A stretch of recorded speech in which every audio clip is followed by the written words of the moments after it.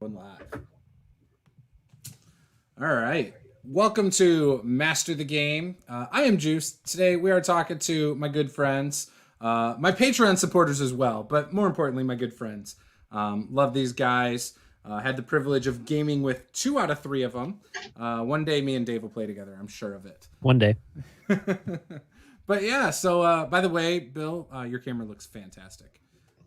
I am. Yeah, I have solved my technical difficulties. So it looks amazing.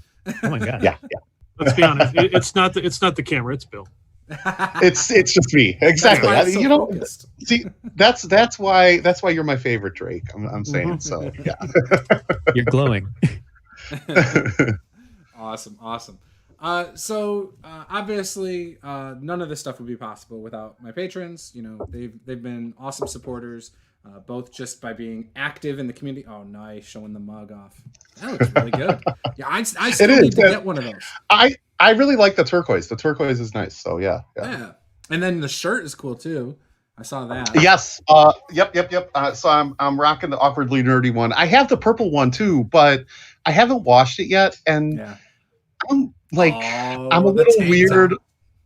Well, I'm a little weird about like, I don't know if those people were wearing masks or what they were doing, and so like I wash everything before. So yeah. Anyway, as soon as I wash it, I'll wear it. Yeah. Hey, better safe than sorry, right? Exactly. Oh yeah. So anyways, thank you guys for supporting me. But tonight we have some fun stuff proposed by Dave, actually. So Dave from Tactical Tokens, which go check out his website. We talked about it last time.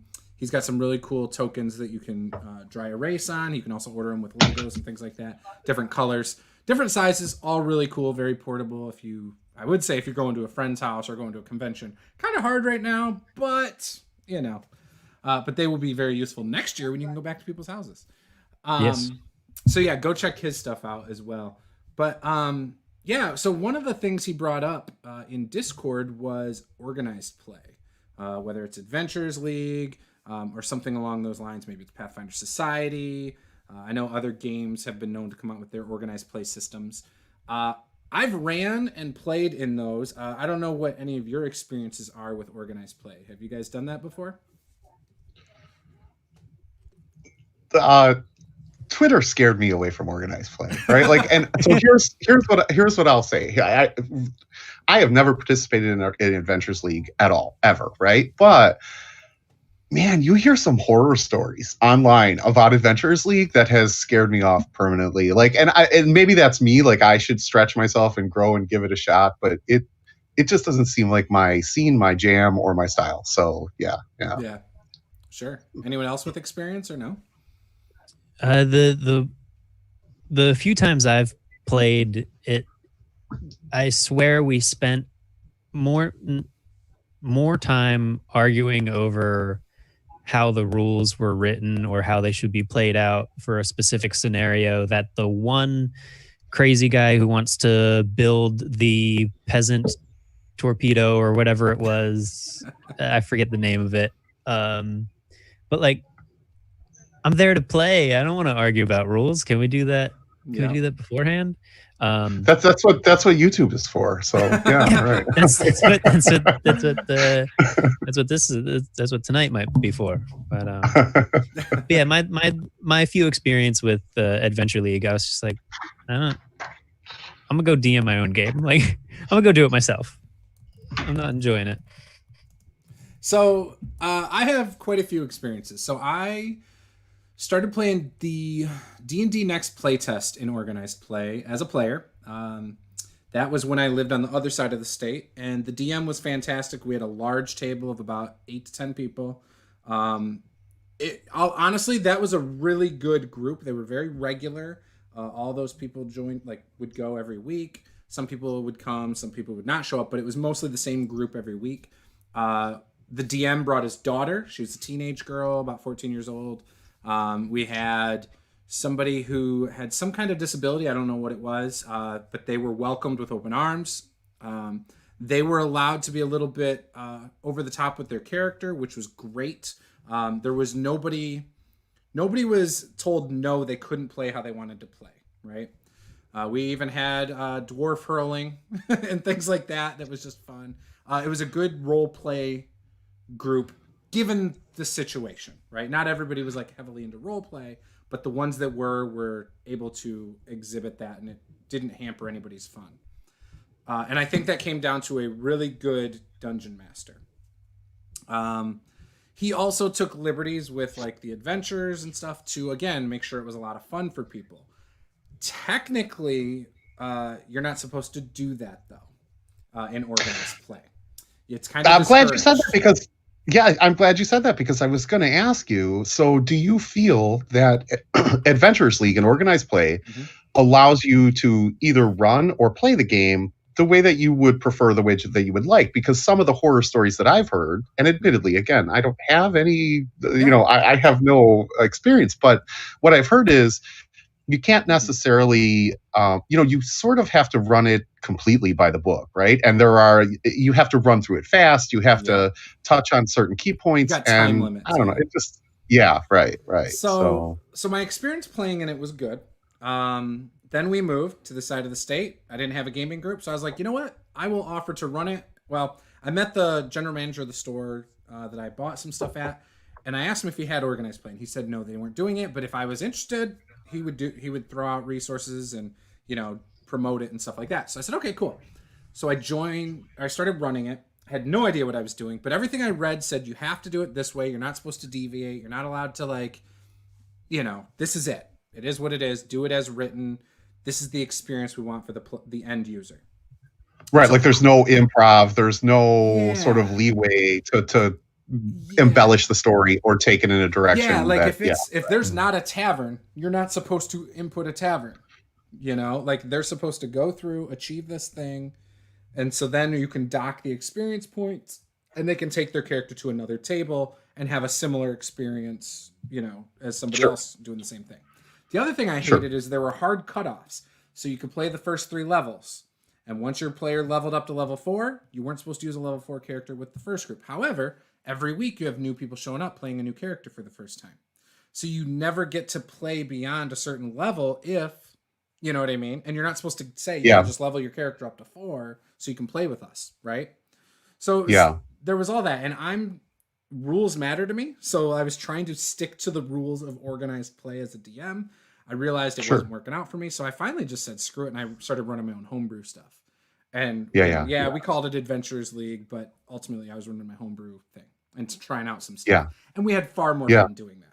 But I had disruptive players. So that was the other thing. As a GM, the other horror story, right? Like, I had some good players and bad players that would come and go. Unfortunately, I had 2, really one that was just really bad. He was very disruptive, very inappropriate. He used characters' private body parts as trophy necklaces. I said, no, I would even be like, no, you don't. You could say it's ears or something, but that's fine. But we had a mother and a child behind him playing Magic the Gathering one night when he's blurting this out at the top of his lungs. I did not have the right to kick him out of the store. The general manager wasn't there. The person who was in charge didn't have the balls to kick him out. So it was a very awkward situation. And I told him if he continued doing that, I would never run a game for him again. Anyways, we grew from 3 regulars to like 15 people over a period of time before I was tired of running in a store. Just because, again, it was the lack of consistency of people expecting different experiences. But I did have good experiences with it. I met a guy, his name's Dan Harsh. I'm friends with him on Facebook. He runs Adventures League to this day because he said he had such a good time in my games. And like that's rewarding, 15 people all like in separate groups, or you ran 15 people? So the last game I ran, I think we had a table of 9. Good for you, man. My cutoff. But my cutoff is 6. I refuse to run for any more than 6. I will not. Like it's So I'll go 7. I won't run nowadays for more than like 5 or 6 tops. And 6 is my top. I prefer 3 or 4. I prefer 3 or 4 online. So when it happened, I had said too, I said, guys, we're going too big. I can't run this many people. We decided to split off into 2. Then I had somebody else run a game because I was just tired. I was like, I'll come back and run games in a couple weeks. When I came back for a one-off, after a couple weeks because I was like, I knew I was just done. I felt relieved to not be doing it. There were 2 people running the game. One was a role play table. One was a rolling dice table because you had people that wanted a different experience. And my friend Jake from Mini Terrain Domain was running the RP table as opposed to the dice rolling table. And he only did that for a couple weeks. He said before it got too crazy as well. So, because there were a lot of fights between a couple people at that point. There was a girl who wanted a lot more social stuff. And then we had one problem guy and his buddy who really wanted a lot of dice rolling and combat. So there was fighting over that stuff, and it just was a mess. So running it was fine. And then I played some more with the same DM on the other side of the state when we moved back over there. I also played Pathfinder Society. Now, I did not like when 5e came out how Adventures League was set up. It just wasn't written in a way that made me like, oh, I really want to run this, and this sounds cool. And Pathfinder Society has always been a better organized play, in my opinion. And it shows. Like, when you go to conventions, Pathfinder Society is usually bigger than Adventures League, from my experience, at least local ones, because it's more enjoyable. The experience it gets you right into the adventure. There's not a lot of small talk. It's like, here's what happened, and here's the thing you got from your group, because Pathfinder Society is a faction. You are now at the entrance to this cave where you know something's happening, and then you just go through the cave, kind of. So it isn't really role play and get the hook and then go. You're already in the hook most of the time, from my experiences. And I always had fun for what it was. So here's the $1 million question, right? Mm-hmm. Would you do organized play again? Like, or are you just as a player? Yeah, I don't have a problem with it as a player because I feel like I can adapt my style if it's a hack and slash group, if it's a RP heavy group. I feel pretty comfortable that I can fit in anywhere, and I can meta game enough to help the game master if they're having trouble with certain players. Does that make sense? Yeah. Like, I feel like I'm a plus player at the table as opposed to somebody who's just along for the ride. Right, completely agreed. The sort of, I don't want to say helpful rules lawyer, right? Because that like I don't even care about the negative rules connotations. But yeah, I think it's more though, if you have someone who knows the rules, who has run a game before, it can be a help, specifically, in an organized play situation. So and I feel like my gaming experience as a whole have been so diverse anyway, from group to group. It's the same thing with organized play. It just depends on who's sitting down to play that day. You might have disruptive people. You might have great people. It's up in the air. And I mean, until you've done it a couple times, maybe it's in that same store, you don't know what group you have. So it's hit or miss. So here, I think one of my, aside from the horror stories, go Bob. Bob is coming to visit. Kitty cat. Here. Say hello to everyone, Bob. It. Like, yeah, right. Anyway, aside from hearing the horror stories that everyone has heard about organized play, I think that, so I don't think that it's any secret that my sort of preferred style of play is role play, right? I want to role play. And that's a hard thing to do, I would think, in organized play with complete strangers, right? Because especially, and I'm not even saying that because like, I don't really care. I'll go into complete strangers and make a total fool out of myself, right? I don't really care, but it does take, like, you don't know how the other person is going to react to that necessarily, right? Like, and so you don't want to make other people uncomfortable if they're there to just roll dice and, like sort of hack and slash. Cool. Like, I'll do that. But it's hard to, like, I would say that it's hard to gauge a group of complete and total strangers, right? Like, so I think that's my whole thing with they're only strangers the first time, though. Just like in a home game. That is true. Because it's usually the same people. That yeah. Oh yeah. Okay, so good. Yeah, good point. It is the same people that are coming back week after week. So, my group on the other side that did organized play, I'm still friends with a lot of them on Facebook, actually. And they still play together. It's 5-6 years later. They still do it. They meet together. Well, now they don't. Now it's online. But I've learned some really cool stuff about role play. I've actually, that game master used to play in a game in person with me a little bit. And again, I've learned a lot from his, like, how to design encounters from just playing in his games. So again, great experiences with that group. Not great experiences when I ran it. And then when I've played in it over here, like Pathfinder Society, It was all right. It wasn't bad, but it wasn't like the best experience ever. But I also didn't go consistently, so I didn't really get to know a lot of people. And so like if you don't have a gaming group, I think it's a good start because you might meet a couple like-minded individuals. Maybe it is boring for everybody there, but like you might find the one other role player at the table. And afterwards you might be talking to him and being like, "Oh, I really loved how you role played your tiefling, wild magic sorcerer." And he might be like, "Yeah, I love how you role played your dwarven armored wizard." Like, I don't know. And then you might make a connection, be like, "So, did you really enjoy that?" Not really. It would have been better if it was a normal group like us. And now you've got the seeds to something. I honestly think that's the value and benefit of organized play is not necessarily that you remain or stay in organized play. It's that you find people that you create a home group with. So yeah. But from a game, sorry, go ahead. Okay, I'm gonna reveal a little something I'm not too proud of. At least 3 of the times I've gone to organized play events or sessions, it has been with the purpose to scout out and steal players, new people to play to with. Poach players. Yeah, right. to poach players. And like Pathfinder, it's harder to do. the one of the first ones that I went to, it was poor 1 DM, 11 people showed up, but like I walked away from that night with 4 new contacts that like as soon as my next game opens up, those are the 4 people I'm going to call because they handled that terrible session so well. Yep. Right. I like, I want to play with them again. Exactly. Did it lead to a group? Not yet, because we fell into the scheduling traps. Oh. But yeah, they're still in my contacts of like whenever I need a backup, they're still I gotta reach out to them. Nice. So do you never play online, Dave? Like, are you against playing online? You're more of a table person? I've played exclusively online since February this year. I think. Gotcha. Okay. Previously it was, I always preferred in person. I think I still do, although I forget what in person feels like. Yeah, me too. Yeah.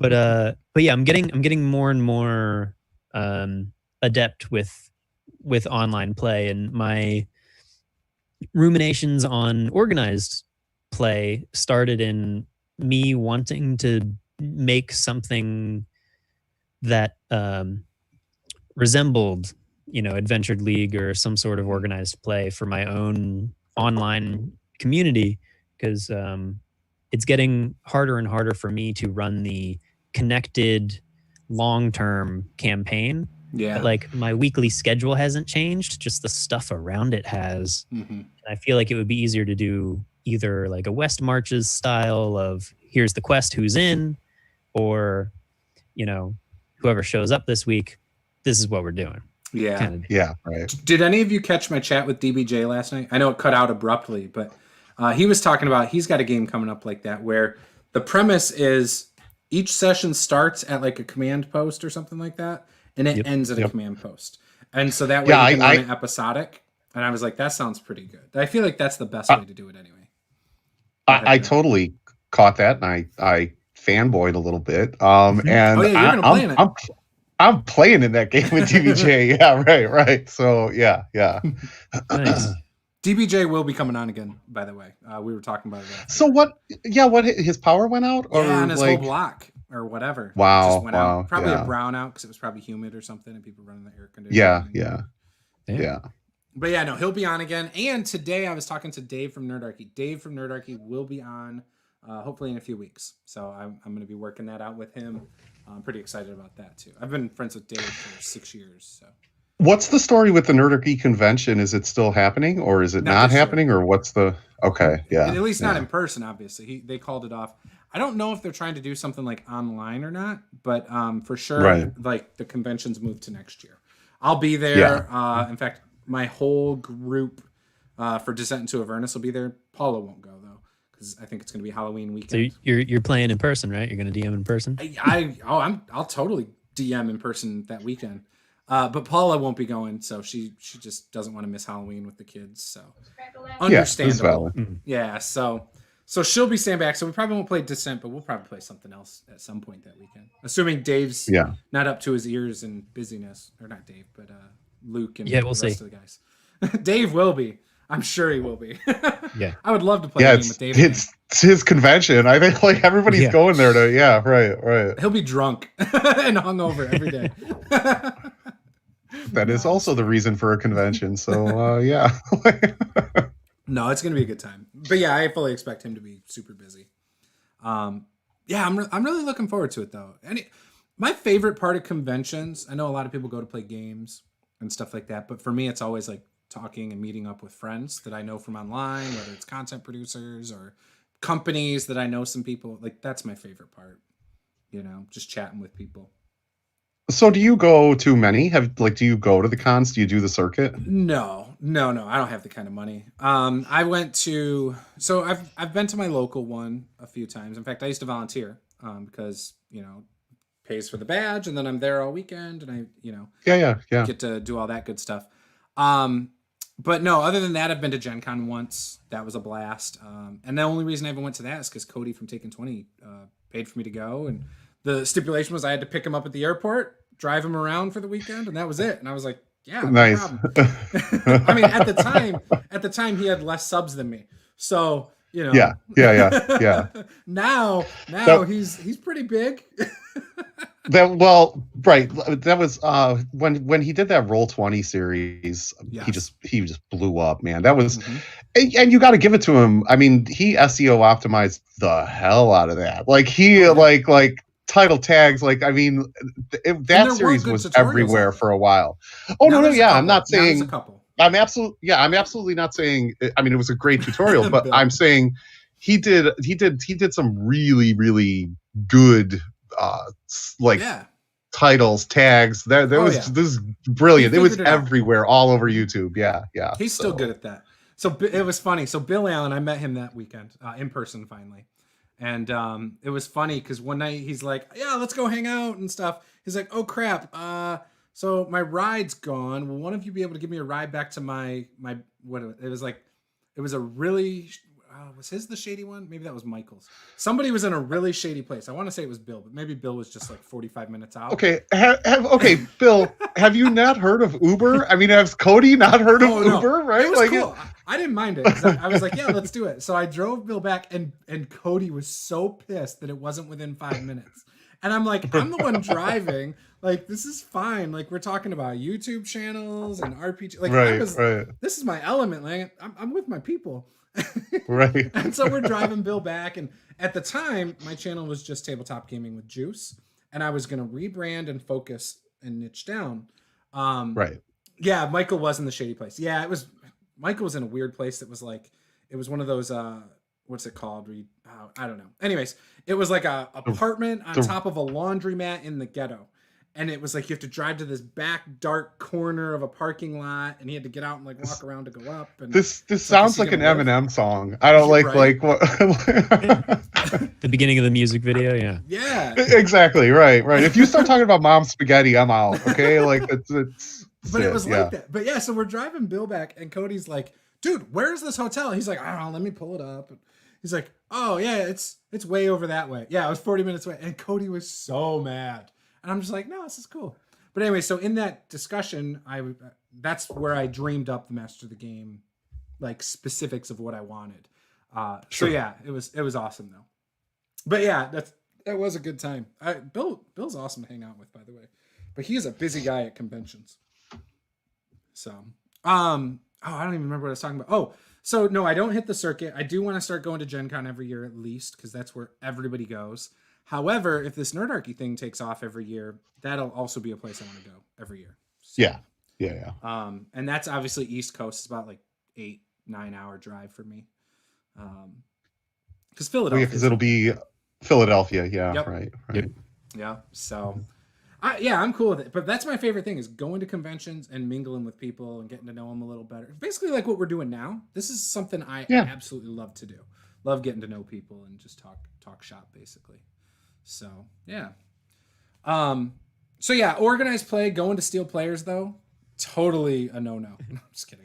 If you think about it from a company standpoint, right? They're trying to make a thing that you can sit down to play and you're gonna want to come back. You're not gonna want to leave with some players and start a home group.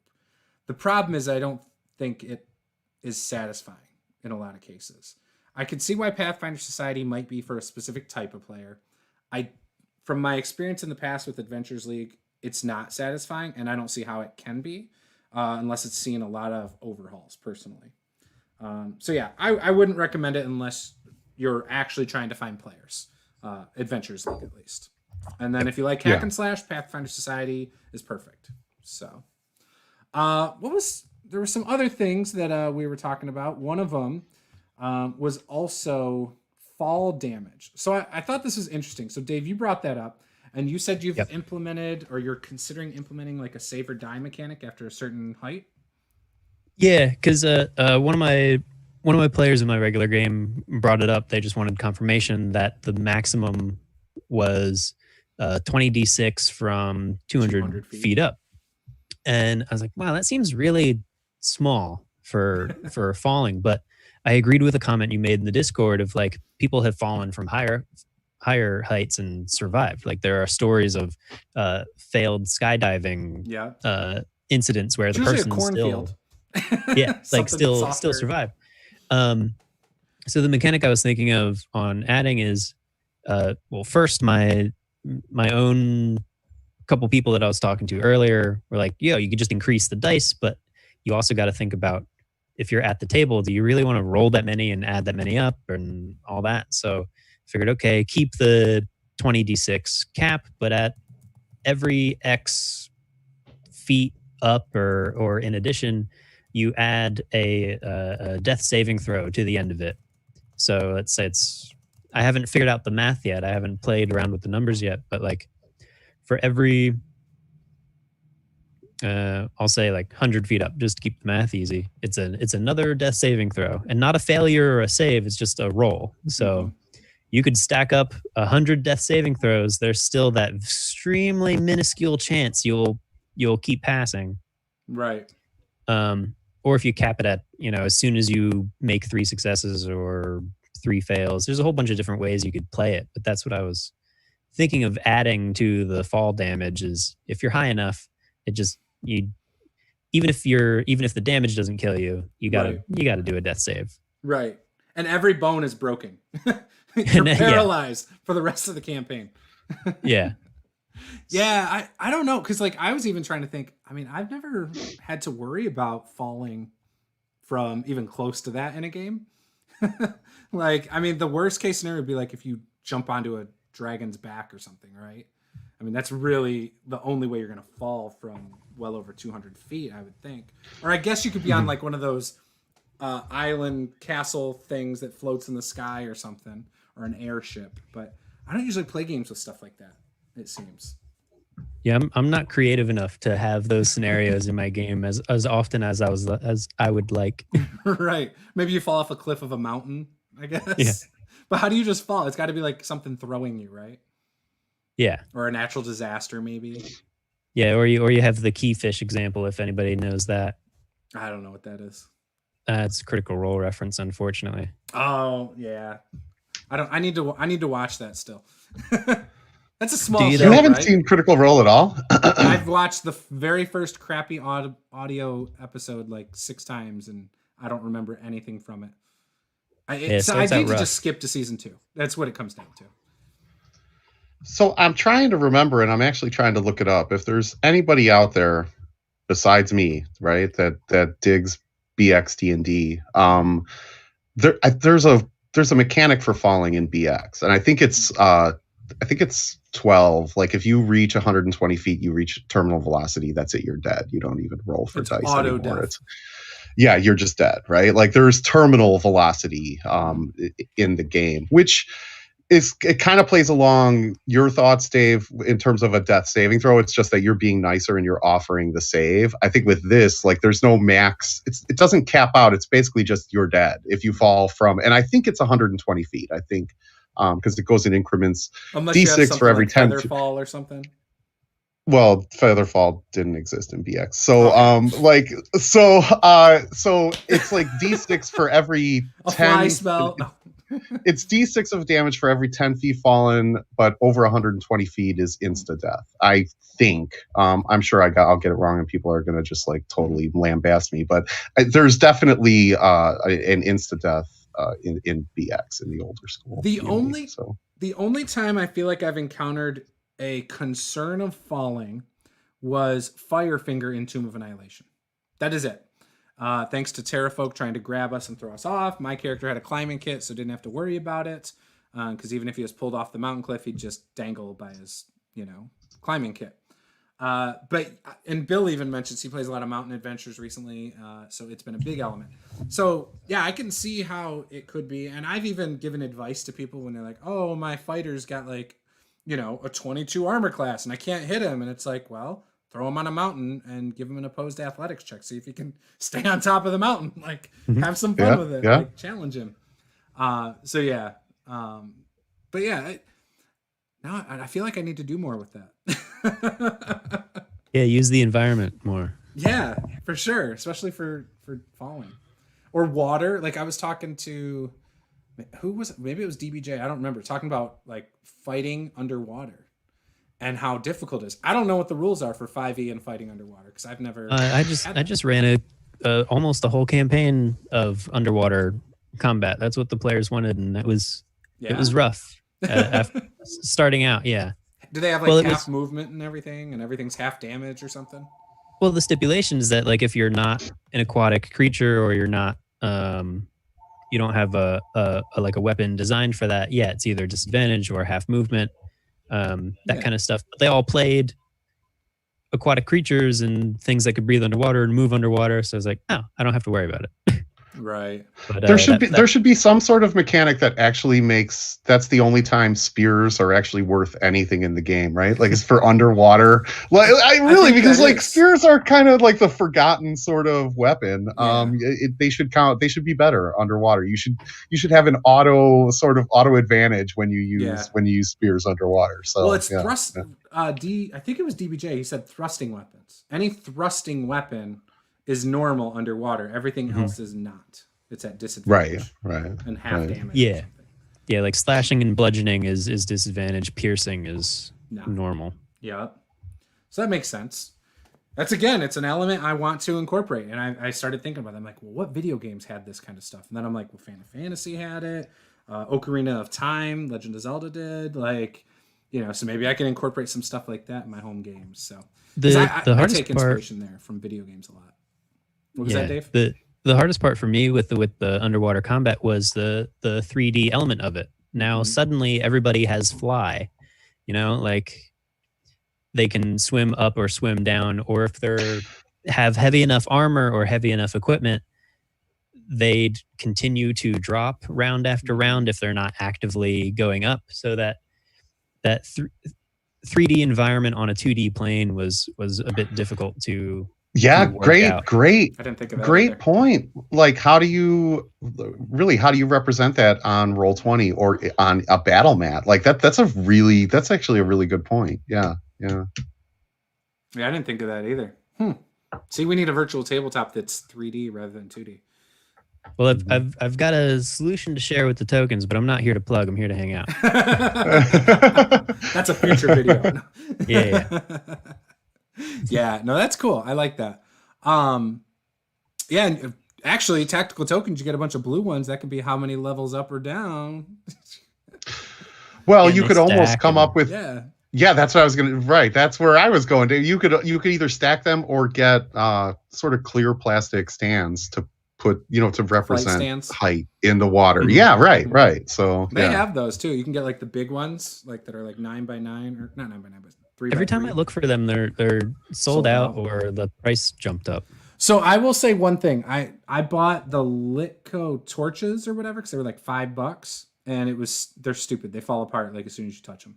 So don't buy those. I thought they were going to be so cool because I thought they were going to fit snug. And you could just butt it up to your miniature. Nope. It's like the only part that's kind of snug is the first piece of plastic, but then the actual torch and then the fire on top of it just falls right off if you bump it. So don't waste your time. Just make your own or buy it and then super glue it together, which is what I'm going to do. The way to pick up sponsors, Juice. I'm just saying, man. Litco's not sponsoring me. You know, Hey, hashtag not sponsored. Please sponsor. Hey, I'm going to give my honest opinion. They're still going to be useful once I super glue them. Yeah. Bill says that's why trident, spears, harpoons, and javelins were used in water-based adventures. That makes sense. Definitely. Exactly. So actually, it's kind of funny you said that. So I will be doing more Pathfinder videos. They are going to be sending me some stuff, so I'm pretty excited about that. We've got Nice. They're sending me some PDFs, and then I believe they're sending me some physical stuff probably next month. So we'll see how that goes, and I'm just excited about it because obviously I'm getting into Pathfinder, like you guys know, and I might be trying to run a Pathfinder campaign in the near future. So I'll be running Descent, Tyranny of Dragons, and then hopefully a Pathfinder campaign, and then my homebrew BlackRock game. So that's like all my weekends, all my Saturdays gone. So are you going to do pre-written Pathfinder, or are you going to do your own homebrew? Or I like doing homebrew. It's just more work, I feel. So we'll see. It depends. So they're giving me a PDF of 2 adventures. One of them I'm going to run as a one-shot because I think it's just a standalone thing. The other one is part of that Agents of Edgewatch, basically the police Pathfinder thing. I'm going to look at that. If that looks decent, obviously, context out of it or whatever, I might try to run that. I don't know. Yeah. So we'll see. I'm trying to keep an open mind about it and not be like, oh my gosh, I can't believe they did this. So, but I'm going to look over it and see if it's a fun module to run and go from there. Because if I have to reskin it to remove some of the police elements or whatever, or if it's just, it is what it is, and I'll just run something else. So yeah, valid. I've got other modules too that I could reskin for Pathfinder. Whether it's Pathfinder First Edition stuff, I've got 5e stuff. I could reskin a lot of things. So, and who knows? It might be fun to run a 5e module with Pathfinder rules. Really confuse the audience. Why do they have 3 attacks every round? And yeah. I don't understand. You're running it wrong. It'd be fun. So, yeah. So one of the other things too that I thought we could talk about as well, that again I like that Dave brought up, is character sheets. So when you're running a game, is it important to you to get your characters' sheets from them or find out what they're good or not good at? Does that play a role into that for you guys? Go ahead, Bill. We'll start with you. Then we'll go to Drake. No, I don't really care. So I grew up on a game system where we didn't even have character record sheets. We wrote this shit on a piece. We wrote it down on a piece of paper. Just no. We wrote it down on a piece of paper, right? So no, I don't necessarily think. And plus, I haven't used a paper character sheet since D&D Beyond, right? I don't even roll dice anymore. They have a dice roller, and I use their dice roller, and I am you're not old school. What do you? I thought you were. I'm telling you. When I bust out, when Bill invites me to his Lamentations game, yes, I will absolutely roll dice, and I'll pull out the old school dice. I will pull out the old school dice that are colored in by crayon, right? Like for that game. But if I'm playing 5e, they're not weighted equal. You can't use those dice. If I'm playing, I know. Hey, so sorry, and not to call you out here, Bill, but I have doubts about the wooden dice that you used today, because I'm telling you, you rolled way too well. I want those dice weighed and measured. So, but if I'm playing 5e, I honestly think it's just easier on D&D or on D&D Beyond, and I think plug a D&D Beyond. You should sponsor Juice, because we love D&D Beyond. Approved. I would love them to sponsor me. They pay really well. So it's great. They the dice roller and the character record sheet. You don't really. It kind of does everything for you. You don't have to do. You could kind of play on auto mode, right? So I don't know. I do love D&D Beyond. The dice rolling is kind of cool. I like the one that gets sucked into the hole. That one's awesome. I do not like using dice apps or anything, though. I would rather roll real dice, no matter what. If my players don't want to, I don't care. They can do what they want. But I use the honor system in my games. I don't need to see what you're rolling. But yeah, D&D Beyond is a great tool for 5e, for sure. So for me, it's not, don't get me wrong, I don't like, it's not an honor system, right? Like if I'm running and I'm running at the table, I'm rolling in public anyway. I'm doing public rolling. Yeah. But for me, it's just more, I don't have to, oh man, where are my 8d6s, right? Like I just click the spell and it will automatically, you see what, like, I mean, to me, for me, it's much quicker. The game goes along faster. I don't know. I that makes sense. I liked using Roll20 when we had it all programmed in a few years back as a player. Loved it because of that same reason. Everything was rolled. It rolled 2d20 and you just took the first one, or if you had advantage or disadvantage, then you did the best or the lowest. Same thing with the damage. Like it would do the damage dice, or whatever. I loved it. But at the same time, I still rather roll real dice. What were you going to say, Drake? It didn't matter to you to use a character? Yeah, I don't. They sometimes they'll send them in just so I can review them for whatever reason. But, right. Some players do feel the need. They're like, here you go. Make sure it's all good. Make sure you approve it. Okay. Yeah. Like I've had a lot of players who will be like, is it okay if I play this race or class? And I'm like, I don't care what you play. If it's in the books, go for it. Like the only thing I've ruled out of my home games usually is like Eberron stuff.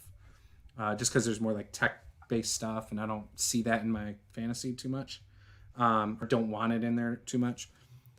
With the exception being, I'll let them be like a Warforged, but no artificers, none of the other stuff in there. I'll allow it, but I'm going to judge you silently for it. But yeah, but yeah, if you want to be like a bugbear or something out of Volos, like that's cool with me. I don't care. But yeah, so when it comes to a character sheet, I actually like to get a copy of it. So I love D&D Beyond for that reason too. I can just go in and look. So I will know if nobody in my party has a certain skill, right? Or something like that. And usually the only time I really look at that is if I feel like I have a really fun, interesting idea for something and I want to give focus to a player that's not necessarily getting it, right? So say I have 3 really strong personalities and there's a 4th one who's a little more shy, and I want to focus in on them. So I might go in and look at their backgrounds, look at some of their personality traits or something along those lines, and then try to give them something to hook them and pull them into the story. So that's what I completely agree. So you want their backstory. You obviously want to know their ideals and flaws, but you don't necessarily need to see their character sheet to do that. The way I figure it, right? Like is if you're gonna cheat at like it's not cheating. And like, there's no cheating on the DM side. You have like larger issues than I can help you with, right? Like, I mean, like if your self-esteem is that low and you need to win at that cost, then man, have at it, right? Like, I don't do it to take advantage of anyone. I might take it to exploit a weakness too. Like, say I have a character I have not been able to challenge. I know they're good at everything from the last 3 sessions, and but I've got other characters dropping like flies. So it's like, well, what the heck? So I might also look at it to see what their weakness is and be like, all right, I'm going to target that. Again, the whole thing of giving, like, maybe I have another character who maybe the players, you can tell they're bored in combat because they feel like they're not able to do much. But then I can look at their character sheet and be like, oh, they're really good at, I don't know, putting out fires. Okay, I'm going to throw a fire elemental this time. I don't know. Wait a minute, Juce. Well, are you publicly necessary. Going on record? Are you publicly going on record and saying that you I target exploit players' weak? Isn't that DM metagaming, Juice? Hell yeah, I do. I don't do it often though, so I'm open about it, but I don't do it very often. I've done it. Let's see. I feel like I've done it maybe twice in the last year, and I've run like 50 games. So it's not very often, I would say. But yeah. And I see it as a little bit necessary to kind of pick out weaknesses and stuff to properly present an enemy to the players or the party that has done their research. So you as the DM's got to do the research too. Right. To achieve that. Yeah, it's almost like they've been scouting them from afar. Yeah. I completely agree. I'm just trolling Juice a little bit.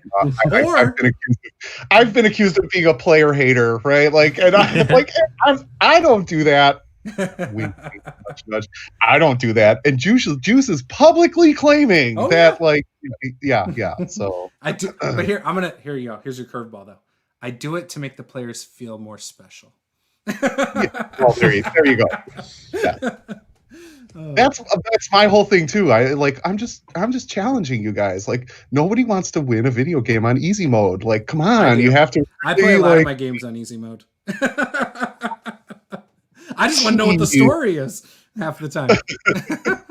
So I'm replaying Final Fantasy VII. Now, I beat that game countless times in middle school without cheat codes. But now it builds in automatic limit breaks, and you can speed it up 3 times faster and play the game that way. When it does the limit break thing, you also, every time you get hit, your hit points go straight back up and your magic points go straight back up. I've used that a heck of a lot. I'm just throwing it out there because I just want to show my kids the story. Or sometimes I'll put it on that cheat mode and let my kids play, because they're just like, oh, okay. And they think it's so cool. But yeah. So yeah, I don't mind easy mode. So that podcast that I saw the other day that mentioned your video roll stats. Yes, that was amazing. So okay, go ahead. I have some thoughts, right? Yep. Like, okay, I really. Did you watch their whole video? I did. I watched the whole thing. So was here's the what whole thing about yours, or was it just that first? Oh yeah, okay, yeah. So I didn't watch the whole thing yet. It was actually 2 parts. It was 5 hours of them just roasting me. But here's what I'll say. Like, no, and I'm serious. I thought it was great, and I'll tell you why. Okay, so like, first of all, I don't. Again, like, if your self-esteem is so low that like trolling on the internet is going to bother you, then you have larger issues. Anyway, I was like, hey, I was actually kind of honored because these guys are roasting Nate. These guys are roasting Cody. These guys are roasting Luke. These guys are roasting folks with like hundreds of thousands of subs. Here's me, right? Like dopey little guy from the Midwest with less than 1,000 subs, and they're like, I'm like, this is great. Like I must be doing something right. It fed your ego, didn't it? But also, here's what I will also say though. I think that they made a lot of fair assessments and a lot of fair points based on their standpoint. Right. I think that, but they were also factually incorrect on a lot of stuff, right? Like they didn't even know. Saw your standpoint of how having rules light can actually facilitate more narrative. They but looked it's not at it that it didn't allow narrative. Exactly. And but it's not only that, like they don't even realize the different incarnations of the game, right? Like they're talking about Holmes Basic, which was an introduction to Advanced, agreed. I'm talking about Moldvay and actually showing it. They're thinking it's first edition. They don't even like, and I'm like, no sweat to these guys. I'm sure that they're like, 20, right? Like, I mean, they sound like they're really young. Like, why would they have the experience with that game? But what I will say is they were wrong on a lot of points. At least, but like, I guess what I'm saying is it's my preference, it's their preference. I don't care. What I will say is they were a little mean, right? Like they were a little mean about it, but I also get it. If you're going to roast someone, you're going for laughs or whatever, but it's all good. And to their credit, they did reach out and say, hey, you can come on and speak your piece. And I was like, hell yeah, I'll do it, because like, I don't like, again, I'm supposed to go on too. Like I'm not like, today. I'm not taking 20, right? Like I'm not WASD 20. I'm not like, I don't have hundreds of thousands of subscribers. If you guys are picking on me, then legitimately I take it as I must be doing something right? Like I pushed somebody's buttons. So yeah. I was good with it. So yeah. It was so I listened to the first like shout out to you guys. Like shout out to you. That was amazing. You could, in fact, I have like 30 other videos on my channel. Go roast them all. Like I said the same thing. I said I've got like 800 videos. Feel free to pick me apart. The thing that stood out to me. So I only listened to like maybe 10, 15 minutes, and they were talking about how rules light means you can't do as much in combat other than go up and hit it with your sword. And I was like, that is so wrong. They are missing, and that's what I was saying. Like you're missing the point completely. My point was, and still is, the more you define actions, in other words, if you have a massive compendium of rules that defines exactly what you can and cannot do, people begin to think within those confines. They're like, this is what my character can do. When you remove those and you just have a framework, people are like, I could do anything. So like, how do I figure out how to make that work? Right? Like that was my whole point. And like, I think they glossed over it in this tip, but whatever. I knew where you were coming from. Like, that's why I made the comment I did on the video. So the thing that's interesting, and this, I feel like it highlights that neither of you are right, but neither of you are wrong either. There are people who have a hard time role playing without having the rules explain it for them. Now, I feel like that's far less than the people who feel like having less rules is more free. I feel like there's more people who believe that. It's personal. But and I pointed out to them, like, so here's what I will say, right? Like, both of those videos were filmed at a time, like, I was actually dealing with a problem player at the time that I would film those, right? Like how that inspires videos. Right. And so I actually did a third follow-up video, which essentially apologized and said, look, there is no right and wrong way to play. Like, if you want to role play ROLL, go for it. If you want to role play ROLE, go for it. That was really sparked more from frustration with a single individual who we'll call him Dewey, right? Like from the rules lawyer firm of Dewey, Cheatham, and Howe, right? Like that.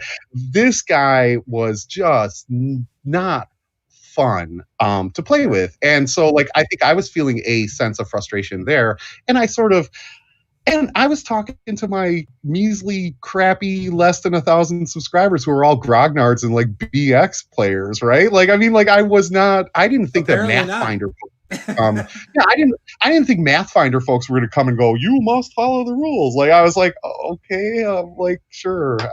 Well, I was going to say, it seemed like from what they were talking about, they might be 3.5 people. Oh, they're totally. I don't even know these guys. And guys, if you're listening or watching, I'm sorry. I don't mean to judge you, but I'm fairly certain that you guys are Mathfinder, right? Like, I mean, there's no question just by the way that they were talking. So yeah. But I, and even maybe that's not the case. So when I talked to him, I also explained to him, I said, just because they were asking me what topics I would want to talk about. I was like, I don't care. Right. Like, it doesn't matter to me. You bring it up, I'll talk. And I said, I can commit to like an hour on their show. They'll probably go on after I jump off. Kind of thing. But I said, just so you guys know, I'm like a lot of you after you jump off. Yeah. So I told him straight up, I said, so I'm the kind of person that, I don't think there's a wrong way to play. I don't care what you like to play. If your group is cool with it, great. If your group's not cool with it, you need to find a new group. Find someone who is into what you're into. Yeah. And that could be anything. Maybe you like role playing very sexy, erotic scenes. Now, that will not fly at my table. But there are people out there who want to do that. Maybe you like really gory scenes, and that might be too much for somebody who has had traumatizing experiences. So again, won't fly there. Doesn't matter what you're into, but there's somebody out there who will enjoy it, and you just need to find that table.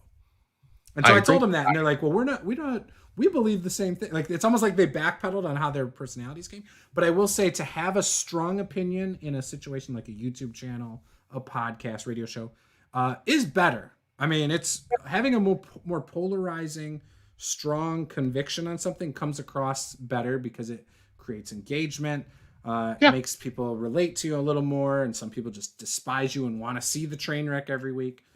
So it's not for me, but, Yeah. That's the views. Right. I was not, and they're like, oh, well, I don't think you're going to like what we said. And I'm like, I mean, I don't care. Like, I really don't care. I have thicker. Like, if you think that I measure the size of my, manhood by like my YouTube opinions, like, again, you have larger issues than I can help you with because my balls are bigger than that, right? Like, so I had a church burning, Christian hating troll a few years back. I'm not gonna say names, but him and his followers used to troll me constantly. And if I didn't have thick skin, I probably would have got off of YouTube 4 years ago. Yeah. So yeah. And many of you might know who I'm talking about out there. He created his own RPG that was centered around white supremacy, basically. So, I'll tell you off air, Bill. Okay. I think I've already told you this before, but it's all right. I remember. He's been booted off of YouTube a few times. I remember the sort of the Christian trolling you told me about, but I don't. Yeah. I remember. Oh no! This is a guy who burnt down a church and did prison time, and yeah. Wow. Yeah. It's pretty crazy. Okay. Yeah. So, anyways, and you know what? I welcome his trolls. If they want to troll my channel again, I'll take the views. Yeah. Well, that was my whole thing. Like, with these guys, I am not a massive channel. I am a teeny tiny little sort of like hole in the wall in YouTube. If you want to troll my stuff and like send views, I'll take it, man. Like, I come and hate all over my stuff. You should do video. So Bill, like, I feel like you should do videos because it's easy to get you triggered. I love it. I love when you get triggered on things like this. That's what your video should be. Like, you should do a response video to every single thing they said in their video about you. So the thing is, though, right? Like, there's a lot of, I guess what I'm saying is, there is a lot of people, specifically within the OSR movement, who do that, right? Like, who do that. And I don't want to be that guy, right? Like, we've had this conversation before. I'm not that guy. I love the game. I don't love the politics. And I feel like when you start doing that, it's way too. It does open you up for that. But damn, your rants are hilarious. Okay, so I have a pitch for you, Bill. Your show is going to be called Opportunity Attack with Roll Stats, and it's going to start with someone else just talking about a subject, and you're going to interject, and that person who started the episode is never going to be seen the rest of the episode. So, to Dave, I am so proud. It's funny, right? Like, you're talking about attack opportunity with Roll Stats. I was actually going to start doing live streams on Mondays and call them Melee Mondays, and like just really rant about stuff and have people on so I could rant to them. See, here's the other thing, right? This is what I will say. It's the one thing I'll say about the table talk, like, guys. They rip people, they destroy people, but they don't give them, like, this is why I'm saying credit to them to allow, to let somebody come on and make their point. Like, if you can come on, if you can talk with me face to face, like, it's different than ripping somebody behind their back, right? Like, that's like sort of punching down, and it's kind of, not. It kind of goes back to the whole thing we talked about before on like the last time we talked, where we said, just be honest with people. Like, if you can be honest to their face, then you're good. Like, it doesn't matter what you say behind my back. If you can tell it to me to my face, then go ahead, say it behind my back. I don't care. As long as when we were face to face, you're like, oh, I didn't say that. Oh, no, right. I love playing in your games. You're the best DM, but you just told me I suck, and that's why you dropped my game. Like, right. There wasn't enough role playing, Bill. Why'd you drop my game? No, it was a perfect game. I swear. It was me. I didn't have the time. Okay, cool. I'll invite you to the next campaign. Yeah, like, I don't know. But so Bill Allen says, I have a strong opinion. People all need to just chill out and enjoy whatever games they are playing. Not worry so much about how other people are enjoying their games. 100% agree with that. I completely 100% agree too, and I'm probably pretty sure that is coming from his video that he put out earlier today. I'm sure he's hearing a ton of stuff about that. But like, good on you, Bill, for liking what you like and playing what you play. And politics and RPGs are two things that should never be involved, right? Like I get also, and it's kind of the same thing that I was saying to DBJ yesterday. It's death of the author. What I'm saying is you can love the art form and not love the artist, right? Like 100%. I can play Call of Cthulhu and still realize that H.P. Lovecraft was a racist piece of garbage, right? Like, right. You're not helping him anymore. He's been dead for 100 years or whatever. Like, and the same token, you can play Lamentations of the Flame Princess and still think that James Raggi is a piece of garbage. Like, I'm saying that, like, does he still get royalties for it though? Like, that's kind of the place where I draw the line. I would imagine so. Yeah, I would imagine that he's still getting royalties, but it's still a fantastic game, and I will still play it. And again, Bill, I'm just throwing it out there. If you're looking for somebody to play Lamentations and nobody else wants to do it, I'm your guy. I'm somebody who would play it, but I would never purchase the product, and I would not play it in a stream setting because, again, I don't want to promote it because that's just how I am. But if, say, he passed away tomorrow, and I knew the people involved were not like him, then that changes my outlook on it. That's just how I am. So, and like, I mean, you could say that about everything though. Like Tolkien wasn't there accusations against him? I don't know anything about his personal life, but there was the same thing with him. And I love Lord of the Rings and The Hobbit. And here's what I'll say. Like Lovecraft, Tolkien, I think like these. And I'm not giving a pass and I'm not giving an excuse, but I'm also saying that they were a product of their time, right? Like, sure. like they are without things question. Things are different 120 years ago than they are now. Exactly. Like you can talk about Robert E. Howard and how Conan is awful. Like it's a product of its time, right? Like I don't. And again, Juce, my politics, right? Even though I don't. We talked off air pretty in depth.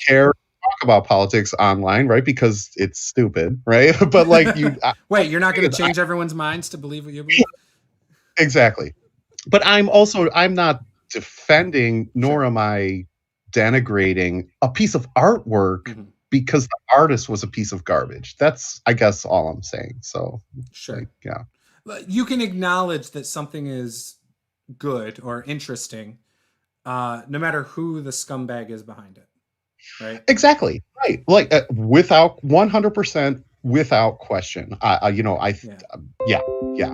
Like, okay. So, I mean, I guess what I'm saying is you can, and WotC's going through it now, right? Where they're revising, like, if you go far back enough, right? Like things become a product of their time. And I'm not saying that that's right. What I am saying though is revisionist history. If you do away with all of that, then what is there left to learn from, right? It's like I said on the stream yesterday, it smacks of the Ministry of Truth. It smacks of 1984. It's Orwellian, right? We are at war with East Asia. We've always been at war with East Asia. Oh, no. We're at war with Eurasia. We've always been at war with Eurasia. Like, you can't change history. You can't make it go away. You can learn from it. You can acknowledge it. You can look at it and say, this is wrong. And you don't have to celebrate it though either. Right. Me and DBJ talked on that. Like we talked about like the statues, right? So I'm cool with them getting rid of statues. However, why not throw them in a museum? Talk about how shitty that stuff was, and then at least teach people about the bad things and why, things are the way they are now. So, and DBJ agreed, and I really was glad that he gave me the time to talk about that stuff. And he shared his opinion, because I think a lot of my opinions they coincide with his on that as well. Like, I don't think changing stats of orcs or drow matters at all. And I don't think you have to get rid of stats mattering based on race or ancestry or whatever. However, obviously is a section of people who are offended, and that's fine. I feel like the respectful thing to do is at least listen to them, whether you agree or not. And then I do think it is progress for the future, but again, it's not necessary. And DBJ agreed with that, but at the same time, they're trying to make progress. What that means of the next edition or future editions, who knows? But it doesn't change how you play your game. If you want orcs to be bad, they can be bad.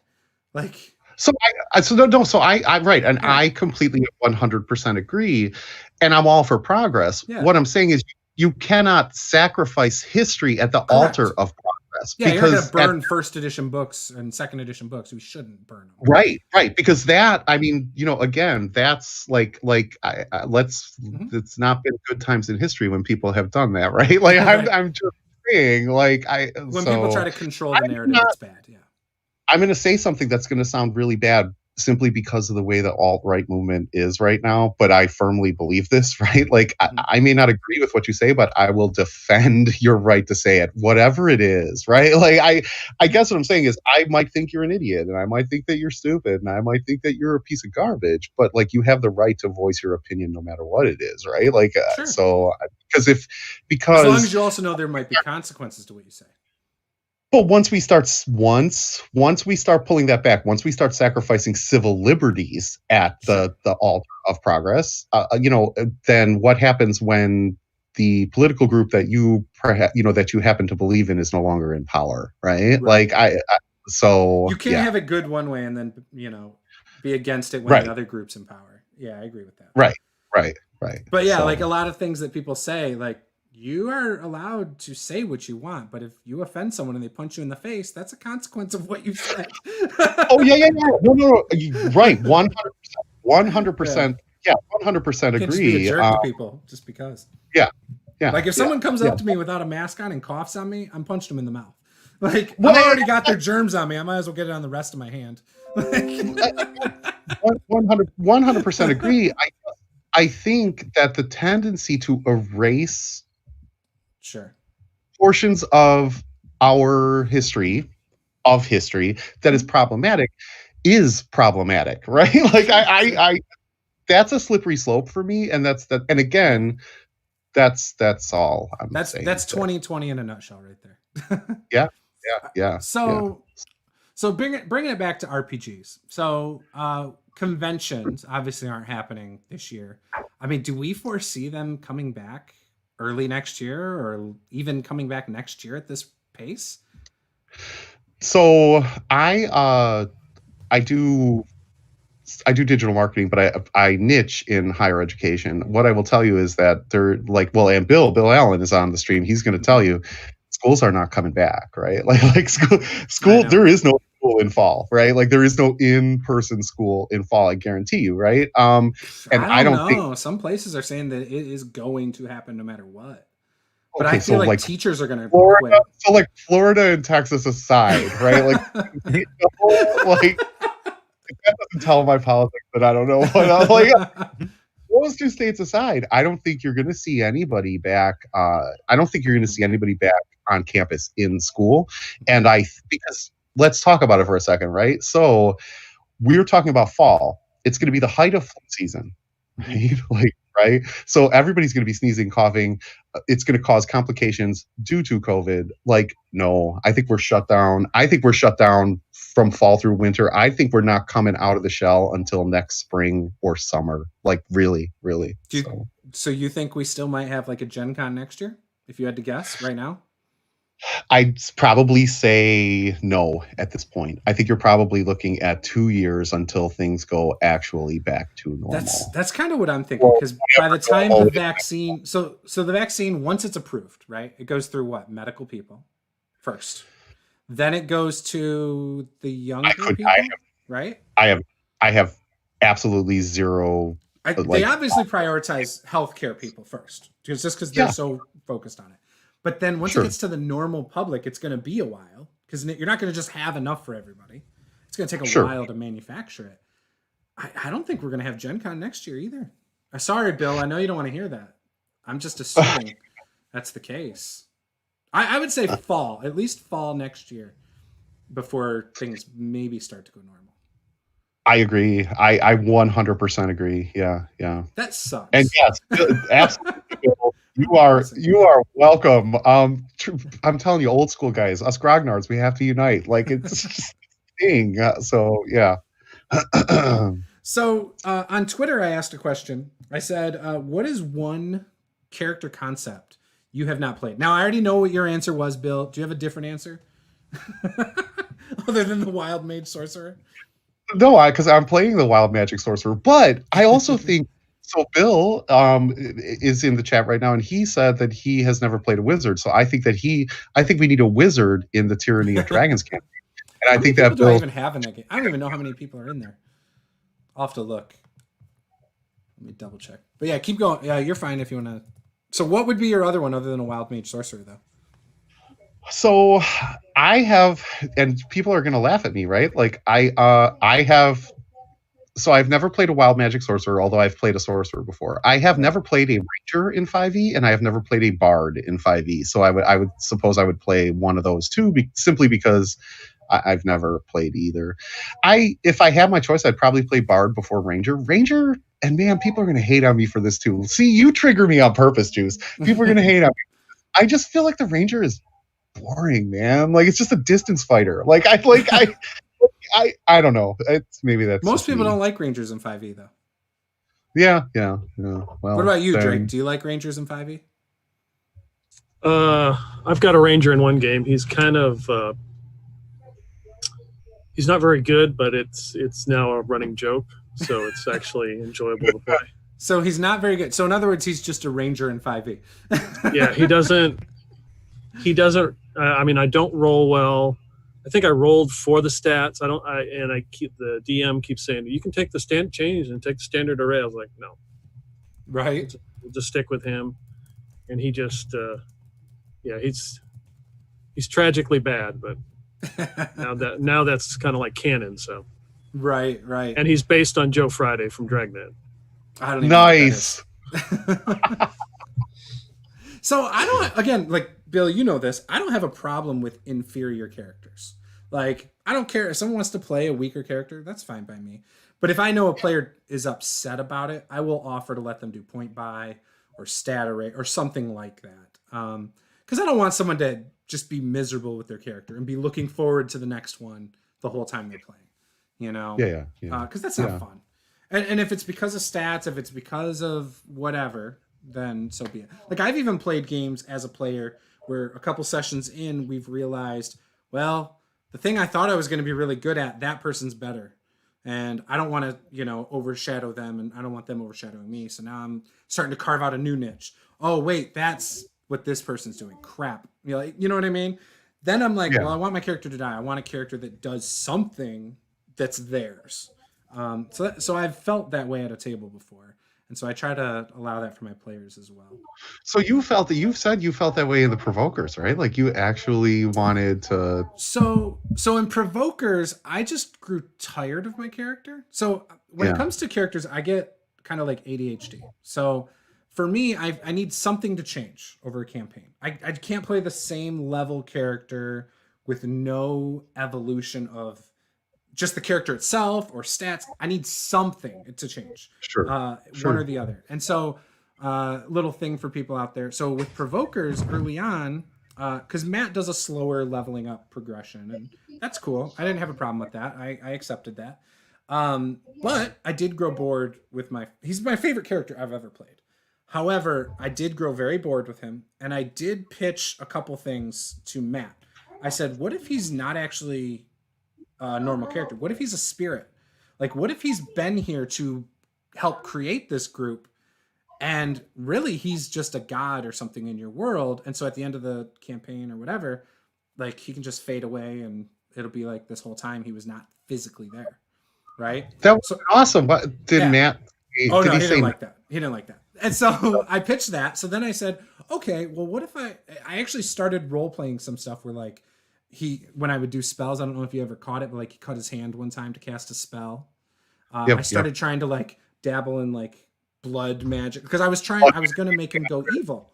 I was like, well, what if he starts slowly become disenfranchised with being a life cleric and he goes evil? I didn't know. And I don't know when Barker's character had already started to do that. So anyways, he told me no on that too. And so at that point I was kind of like, all right, I can't really evolve my character the way I want to. So I kind of mentally checked out for a minute there. And then my friend was going through divorce and they didn't understand. They thought I was avoiding them. And so anyways, that's why I'm not part of Provokers anymore though. Because one, towards the end, I was growing tired of it. And then at the same time, my friend was going through divorce. They didn't understand. We had a little bit of butting heads at the end there. And so that's why season 2 is Michael. Michael reached out to me and said, hey, can I play in Provokers? I was like, yeah, sure. I mean, they invited you. Go have fun. So, and I had just moved. There was a lot of stuff going on, but love the guys over there. Love Provokers. Matt Click, I still consider him a friend.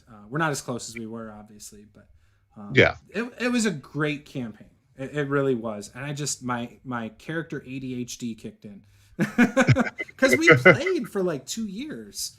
And we got to level 7. We were playing about once a month.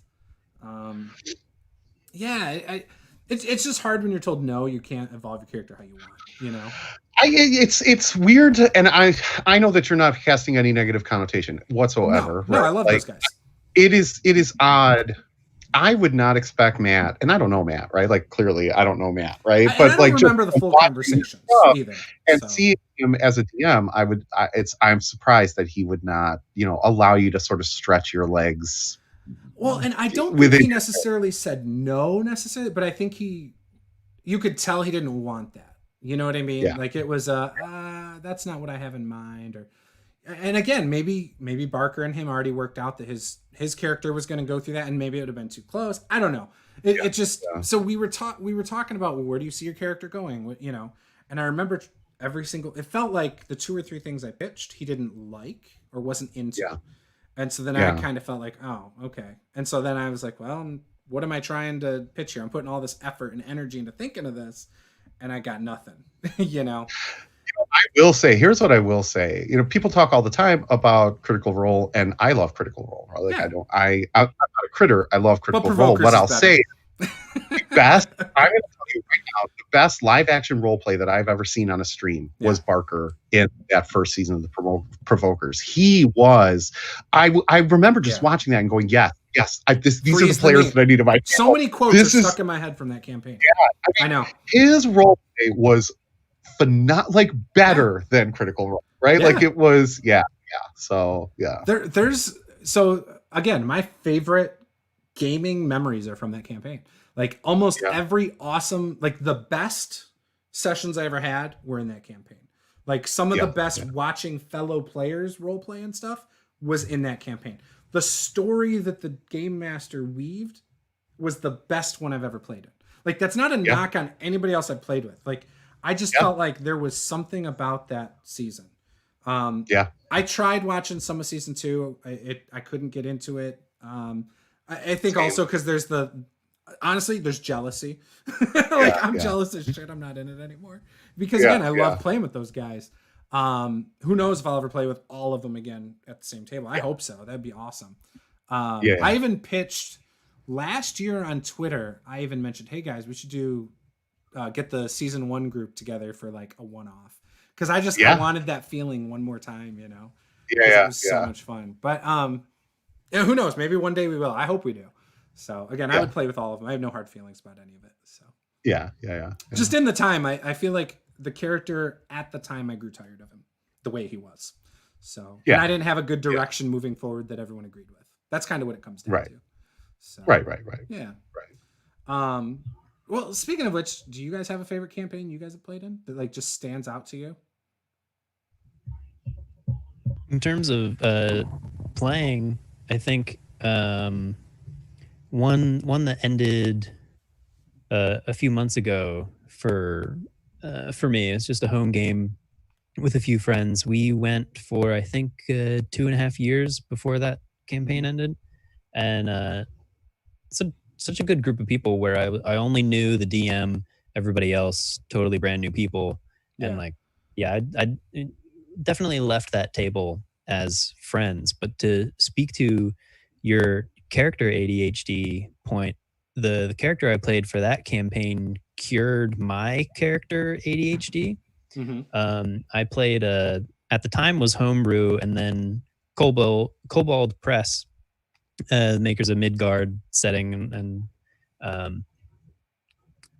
all that, released a blog post. Occasionally they'll publish new like player races that they're testing out. Basically their equivalent of Unearthed Arcana. Kobold Press is great. Was the burrowing player race, which is this little prairie dog creature. They live to a maximum of 15 years. That's their max lifespan. So mentally, they age about 1 year every month that goes by in campaign. So I played that character from age 6 to age, I think, 45, like mentally for them. So every session, I got to technically kind of role play a different character, and I really enjoyed that. I got to play the same / a new character almost every time. And like that character had 8 kids or 7 kids, and it was nuts. Yeah. While everybody else played, they only aged, I think, 1.5 years in game. Right. Like I went through my entire life in that one campaign. It was nice. I think one of the things when I got into role-playing games that always stood out is you can like role-play this character from the time they're like 18 till they're old, right? Like, oh, maybe, and the older editions too, where they talk about, oh, you can start your own castle and have your own like army that serves you. Like the ideas of that always appealed to me, and I've never played games like that. Like I've wished that I've evolved like that. Yeah, my favorite aspect of that playable race, the burrowing, is they have a feature called Dies of Loneliness, where if they're separated from people for more than 2 weeks, they just die. A lot of the campaign hinged on making sure I was never alone for 2 weeks at a time. Actually, I kind of like that. It was fun to have that crutch of. You were going to say something. So I think when I first started playing, I think like everyone, I played myself or another version of myself, right? Yeah.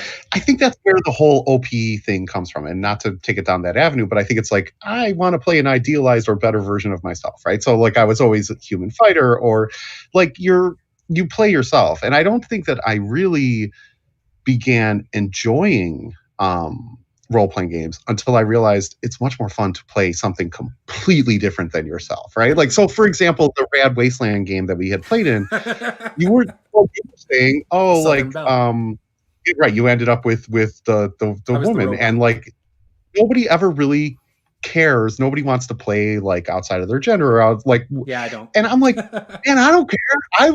I actually like to explore, like, so again, that's why the wild magic sorcerer sort of appeals to me, right? Is because it is so random. It's fun. You don't succumb to the character ADHD because it is so far outside of your normal paradigm or outside of your normal scope of what you normally do and or think. To me, that's where I get off on RPGs, right? Is like Right. playing something completely different from myself as opposed to, myself. So, Mhm. but I think that's people go through sort of that evolution. And I think some people never come out of that. They always want to play an idealized version of themselves. And again, that's okay. I'm not making judgments here, right? I'm just saying that I think that the game can be so much more fun if you step out of your comfort zone and sort of shift your paradigm and play something that, like, yeah, right. Like embrace a flaw once in a while, people. Just Sure. man, don't I- play a perfect character. I think I just like playing characters I think are cool. Like it's Yeah. I'm a big kid. Like when I was little, I loved like Wolverine from the X-Men. So I love characters that can remind me of his style, right? It doesn't have to be OP necessarily, but I like playing badasses in my opinion. Like that is my favorite type of character. He's a badass at something. Yeah. But they don't have to be OP necessarily. Like I could have a character who's really good with guns, but damn, if you shoot him once, he's screwed. Like I'd be fine with that. But he's gonna come in there guns blazing, you know. So when I first started, every character that I simply played the man with no name forever. Like I was Clint Eastwood in the spaghetti westerns. If you like picture the spaghetti westerns, and then there's the man with no name. That was my guy, right? Like it didn't matter what class or like that was who he was. That was sort of that anti-hero kind of, and then but you develop character ADHD, and you're like, okay, maybe I don't want to be the badass all the time. Maybe I kind of want to be this flawed, frail thing that is like surviving on its wits, right? Or surviving on its wisdom, like it's streetwise and getting by. Like I don't know, but again, that's me. I don't know, like, so yeah, right. I don't know. Sure. What about you, Drake? You content playing the same kind of character, or As far as 5e goes, I've been trying to roll through all the classes. yeah? Do you go tired of them? No, I guess somewhat. I kind of like let the character develop, so a lot of my characters will multi-class just because something has happened. Like the ranger that I had, he had a traumatic event where rats attacked him, and then he became a barbarian and almost sabotaged the whole party. How did he almost sabotage the whole party? This sounds like a good story. It was basically an investigation. It's an Eberron, so it's kind of like detective noir stuff. Yeah. So they're supposed to go in and steal a specific item because two of the players have turned into were creatures. And so my creature was fine. My character was fine. He was playing an exterminator. Yeah. And he could barely get out the R word. And I had another character with me who then started calling him Dad. And part of the story is that his son and wife have left. And I actually play the wife in another game. But so that he was kind of freaking out with that. And then, a bunch of stuff happened, and they're holding the halfling, and his hands are all messed up. And he says something to him about Dad, and he just freaks out, and he blames the cleric, and he goes into a rage and tries to kill him. Typical barbarian. Yeah. So he managed to get away. One of the players said something to him, and it got through to him. I rolled, and he managed to get away, and then ended up somewhere where he paid somebody. I don't know if he had to pay to have his memory erased, so he wouldn't remember the person he was raging. Right. So now he is branched into cleric because he feels bad for the priest who got nailed and has been injured. So now he's going to try to, kind of pay his penance by kind of looking after him. So I just try to play different characters. Yeah, I'm not just stroking you here, right? Like I swear, Drake, that is a phenomenal character arc. Like I like that concept is actually really cool. So yeah. See, oh yeah. See, like, I'm cool roll playing play different over- types. Like I just like the more in your face martial classes. Like it's just I've always been drawn to it. I don't mind playing others. Like that was the Provokers was the first time I played a cleric. I had no interest before them playing the cleric, and I actually let somebody make my character for me because I was like, you know what, just make a character. I will be forced to play it. So they did the stats for me, and I did the background stuff and wrote up my own backstory. And then it became my favorite character. And then I was like, maybe I do like spellcasters. You know, because before then I never enjoyed that. And I evolved a lot like 4 or 5 years ago, type of characters I'd play.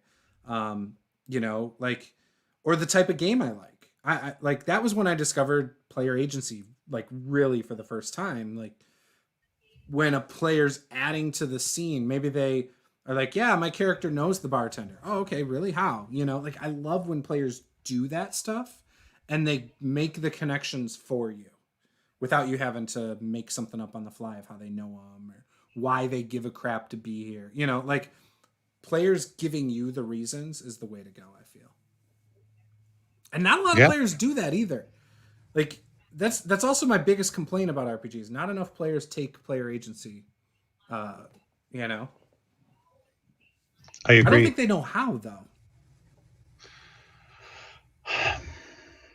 Again, I think, but so that sort of plays into my rules like preference, right? I'm not even going to say argument. Like, I think that I think you can see a massive divide. People who came into the game 3rd edition or later, right, versus people who came into the game 2nd edition or earlier. And what I mean is, you and I know we don't share the same experience on this, though. No. What I think is that people who came into the game, and even specifically, let's say 3.5 and later, I think that they are very used to having the rules define their character. What am I supposed to do? What can I do? What are my feats? What are my abilities? What are my skills? That book defines what I can and cannot do, right? Like these are the attacks that I can make. This is what I'm good at. It's, you know, like, whereas before that, right? Like it was not, it had absolutely nothing to do with what the rule book defined. You basically, the rules were a framework that allowed you to accomplish whatever you wanted to do. What I mean is, I guess what I'm saying is, in rules heavy editions, archetypes are more clearly defined, right? Like, because you've said it yourself, the reason I like Pathfinder 2nd edition is because it gives me more options to make a character that is not the same as every other character. My suggestion is, right, what I say is, like, you know, there is just a fighter in BX, right? But like, you don't have to be, like, nobody is the same fighter. It's what you bring to that particular character. And I'm even talking about like attacks, right? What I'm suggesting is, rather than simply rolling dice and saying, my sword. Talk about the flurry of blows you just did instead. I understand what you're saying. Yes, exactly. It still feels the same, though. It still feels the same based on the dice rolls. If it feels the same, then you're doing it wrong. It's not. I understand what you're saying. I get it. It just doesn't. Mechanics matter to me. Like, it's just how I am, and like, I don't need a rule for everything necessarily. Like, I don't need.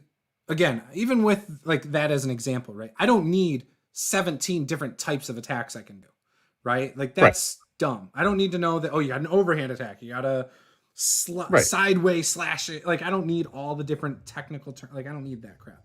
But like having a couple different things for me, so I feel like there's a difference in options or tactics, as well as the role play, because I like the role play it too. I don't want just, okay, I do this attack, boom. That's video gaming, right? But it's a mix of both for me.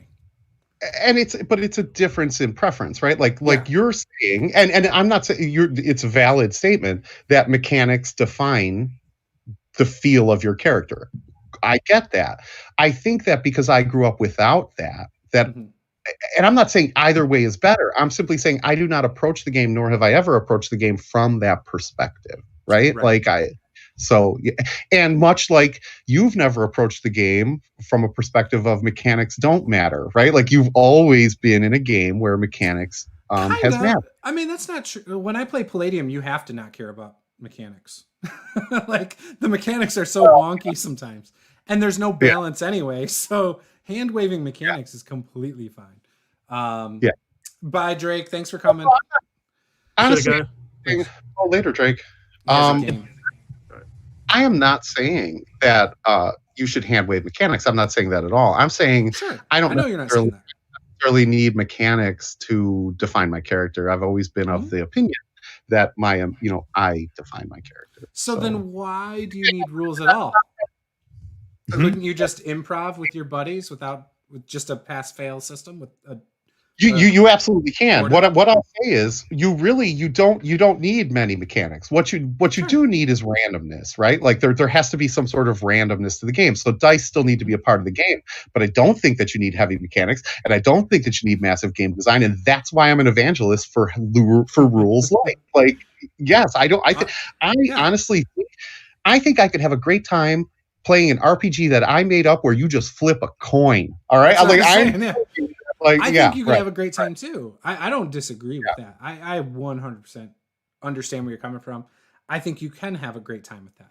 I just know for me, with just a quarter, after a session or two, I'm going to feel like I've done everything I can in that game. The narrative is going to be fine. That can change. But the actual inside the game itself, I've mastered the game. Yeah. Thank you for coming to my TED Talk. You'll want more to actually do. Yeah. So like for example, like you play video games as an example, right? You can Mario Brothers, 2 buttons, right? You run, jump, great, right? But Super Mario Brothers 3 was way better because you had more buttons, you had more things you could do in the game that was more interesting. But you're still just jumping and running. But I'm suggesting, and what I'm positing here is this: the more rules you have, then the more like a video game it becomes. Sure. You can do these things. You're confined to these particular actions. When you remove those, right? And I'm not saying you can remove all rules. I'm saying you still have to have some basic D20 mechanic, or a percentile mechanic, or flipping a coin, or whatever it is. You need to have some randomness.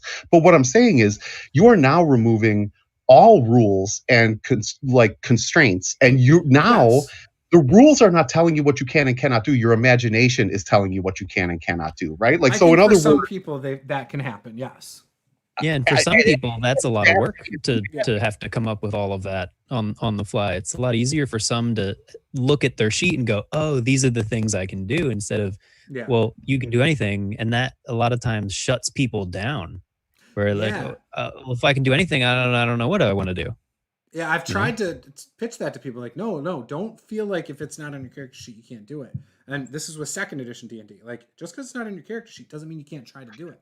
Try to do whatever you think of. Yeah. So I agree. I guess what I'm suggesting is, though, right? Like, you're talking about character ADHD, and you're talking about like, well, I'm bored with this, I'm bored with that. What I'm suggesting is, with a rules light system, you don't need to pick an archetype. You can be a fighter in one round, and you can be a rogue in the next, or I guess what I'm saying is, it's based on the limitations of your imagination and the limitations of your DM's imagination. As I've presented to you in the past, DM that just tells me no on like you can't jump off a horse. Right. Like, screw you. Right. The other side of it is, just because you pick an archetype doesn't mean you have to play exactly as that archetype is the other side of your coin there. Sure. But I completely and 100% agree. I think what I'm suggesting is, you're suggesting when there's too many rules, it limits your imagination and what you can and can't do. Because there's a rule for everything, so you think you can only do what there's rules for. But I don't think that hampers my thoughts on it. To Dave's point, I think that players approach the game and they read the 3 pages that is allotted to them within the player's handbook for their class, and they go, "This is me. This is what I can do. Mm-hmm. I can't do anything outside of this." Mm-hmm. So, But you don't think people did that in the past? Because that's my experience with old school players too, that I play with in person. I'm certain that it was done in the past, and this is why I'm suggesting, right, that there is a particular type of player that is drawn to rules light. I am that type of player, and I think that I get along well with other types of players that are drawn to rules light. Just like there's certainly a type of player who's drawn to crunchy, again, and I'm not saying it's bad. I'm simply saying I think people are drawn, like, there's a lot of room in the RPG hobby for a lot of people, right? It's inclusive. It's not exclusive. Play whatever the hell you want, like, and play however you want. As long as you're playing the game and having fun, who cares, right? Like, so my preference, I think if I had to peg what my preference is, I feel like it's somewhere between 5e and Pathfinder. Second edition. We've discussed this. I don't want as much crunches in second edition Pathfinder, but I don't want these templates that you just slap on players from 5e, right? So I want the customization from second edition Pathfinder, but I want the simplicity of play at the table like 5e. Because I think 5e, the actual adjudication of the rules and stuff, I think is beautiful, right? So Juce, there's this thing called the Open Gaming License. I'm hearing I'm basically hearing a massive RPG. Have I already shown you what I was working on, like, before I even discovered second? Okay, I'll have to send you the link. It's like 60 pages. It's nothing yet, but it's basically what I just said. It's trying to be. Yeah. But then I threw in some other stuff I just thought of that I'm probably going to rip out of it eventually. It'll probably never see the light of day, but I'll share it with you. I've shared it in my Discord a few times. I know what you're saying. I get why you think that. I just don't think it works exactly how you think. Like, I don't think necessarily a crunchy system limits creativity for most people. I think it does for a lot of people. I've seen it. Rules Light does the same thing. It's all on the player. Yeah. Agreed. Right. Yeah. So I guess the agreement that we've all just come to, right, is play and let play, and there's no wrong way to RPG. So I completely agree with that. And you know what? The more different types of systems are out there, it's that whole evolution thing. I don't like the same games now that I liked 5 years ago. And I don't like, I didn't like games then that I liked 10 years ago. I've changed. Obviously coming from Palladium, I really liked active defense. I liked lots of dice rolling because it felt like that was where the action was with dice rolling. And then I evolved to realize, no, you can get a lot of good action from the role play and not the dice rolling. Bill. But then I've evolved again. I really have to ask you a favor because I've heard so much about Palladium books and I have never played. You want me to run it? I do. I have to try it at least once, man. Come on. Maybe one day. I want to, but I don't at the same time. Because it's I get real excited about running it. And then once I sit down to actually make a character with someone and I waste 2 hours on that with each player, and then we actually get to playing and they don't use half the shit that we made in character creation. And then I hand wave half the rules anyway, because that's how I make it fun. And then we play, it's usually not as rewarding as I remember. So how did you start? Why? And I don't mean why, I'm not trying to, I really don't, other than Jody, right? You two are the only people that I know that are even familiar. A Palladium guy. I got Andrew Knapp. I got him playing it a while back. I got a lot of people playing it about 5 years ago. We used to play it online a lot. So when I was 12, I lived in an apartment complex and my mom was the pool attendant for the community. So she'd have to volunteer certain nights and we'd all go to the pool. Well, there was another guy who used to be a friend of my uncle's. He's old, or he was younger than my mom. My mom was mid-30s. He was 26. He was about to get married. He had 3 daughters through marriage. And so my mom would talk to him while he was there because they knew each other, because her brother was good friends with him. And so I'd be at the pool and he's into comic books. He was into Spawn. He was into pro wrestling, all the stuff I was into. And then he was also into Palladium books, riffs, more importantly. So I was like, well, what's that? And then I told him about Hero Quest and he was like, oh yeah, I know all about Hero Quest. I was like, well, my mom threw it out twice on me because it's demonic, right? So then we started talking about Palladium books. It was not D&D, right? And so Heroes Unlimited, TMNT. That's how you got around the mom satanic panic. It's it's not. Yeah, I think it played into it. I think my mom also lightened up before then, because this is 5 years later. But so we were talking about it and he would talk about all the cool.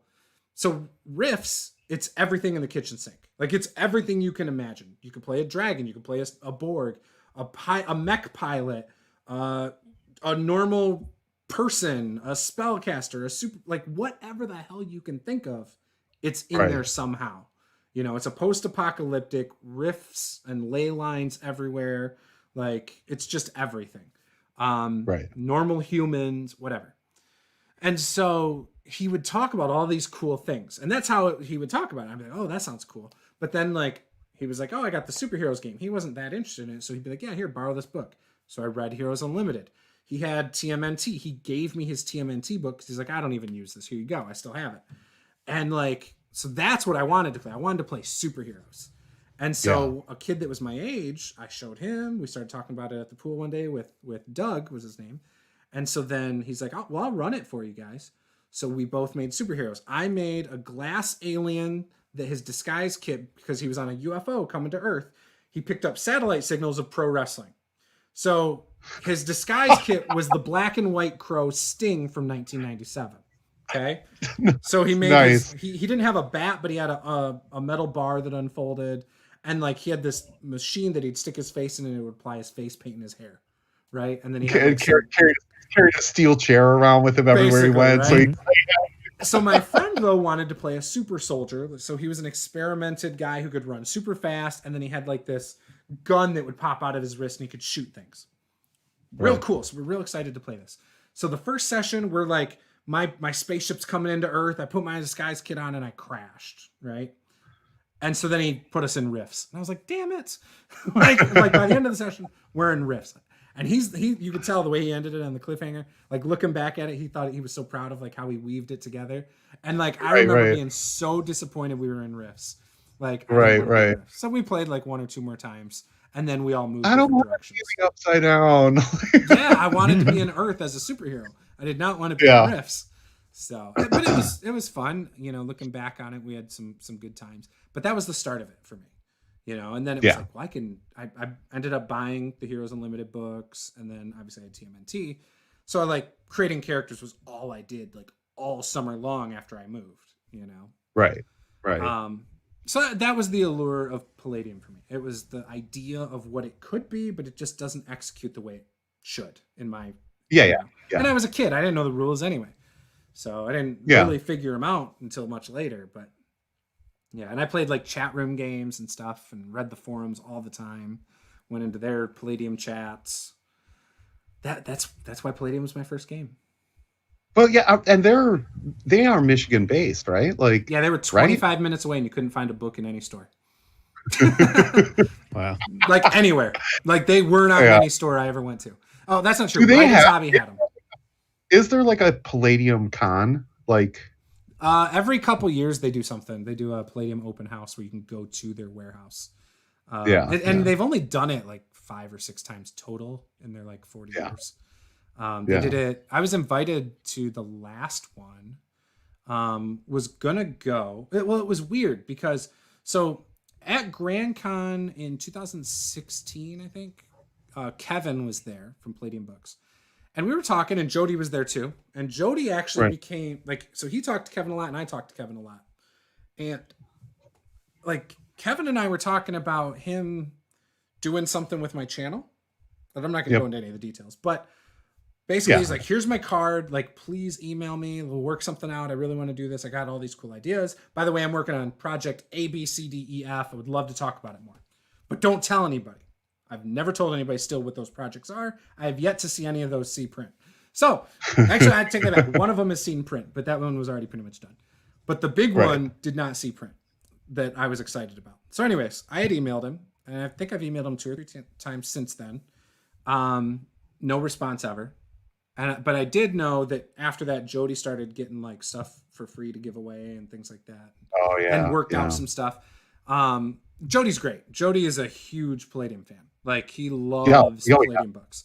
I loved Palladium books, and I think that the lack of him ever responding and clearly responding to someone else, I think that kind of made me go, why did he not respond to me? And I kind of felt like, man, I was waving this flag as the only person on YouTube for like 5 years, and like you kind of got passed over or something. Like, I'm a jealous person.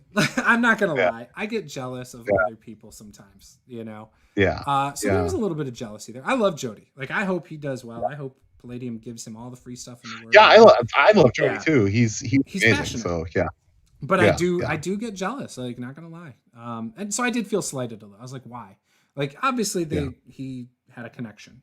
You know, you can't fault a guy for that. It's his business. Do what he wants. yeah. Yeah. So I'm not saying anything negative about Palladium in that regard. However, I had videos before them where I was just real honest. Like, I like the system. I do realize certain things don't work right. You know, Right. Kevin himself, Right. house rules the hell out of the games that he runs. Right? Like, the rules in the book are not his rules, like that he plays with. So he acknowledges there's a problem.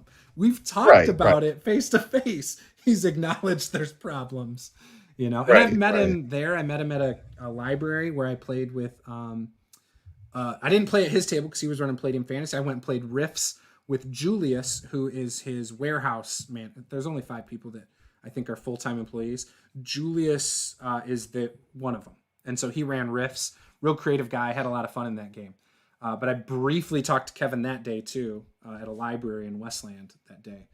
And he acknowledges, you know, that his games are not perfect, you know? Yeah. Right. But he also doesn't like it when people mention that, you know? It's like, well, you know, so. Well, nobody likes to be called on, you know, yeah, right. And just like that, your opinion is immortalized online forever. It is, right? Yeah. Hey, this is nothing I would not tell Kevin to his face. Like, that's like that whole thing I said earlier. Same, like, I'm getting better in recent years at acknowledging my faults too. Like, I know I'm a jealous person. I'll say that I'm jealous. Like, all these things, right? And I feel like it's been better since I've been honest with myself about these flaws. So I agree. Like, not about your flaws. I don't think you have. You don't think I have flaws? No, not at all. But what I will say is, like, you were saying earlier that I'm easy to trigger and that, like, I go on these rants, and you're right. I probably do. But here's the thing, right? Like, what I've learned is, I'm going to say, it's better for me to just say what I'm going to say, like, get my opinion out there, and then you can agree or you can choose not to agree. And I'm certainly going to let you voice your opinion as well. But at least, like, we know where we stand, right? Like, you should, you know, I mean, if you're not honest with yourself, then, you know, you have larger issues in the world than like at least know where you stand. Because if, like, I'm going to throw a really awful cliche out there, but if you don't stand for something, you'll fall for anything. But it's the truth, right? Believe your own, like, anyway. So if I was rich, if I won like hundreds of millions of dollars tomorrow, I would call Kevin up, and if he didn't answer, I would knock on the door of Palladium and I would offer to buy it. Like, I've already stated this many times over the years. If there's one, I've heard you say this before. If there's one company that I would want to own in the RPG industry, it's Palladium Books, because I think they are onto something, and I think that keep the staff there, but hire more writers, like, full time. Hire people to come in and breathe life into it and do it in a way that can revitalize it. I think Riffs is great. I think it could be awesome with a new rule set and starting from the ground up and making more sense of it all, right? Let's bring some continuity to it rather than just saying, well, it's Riffs. Like, who cares what we wrote in that book? This one, you know, because there's some inconsistencies.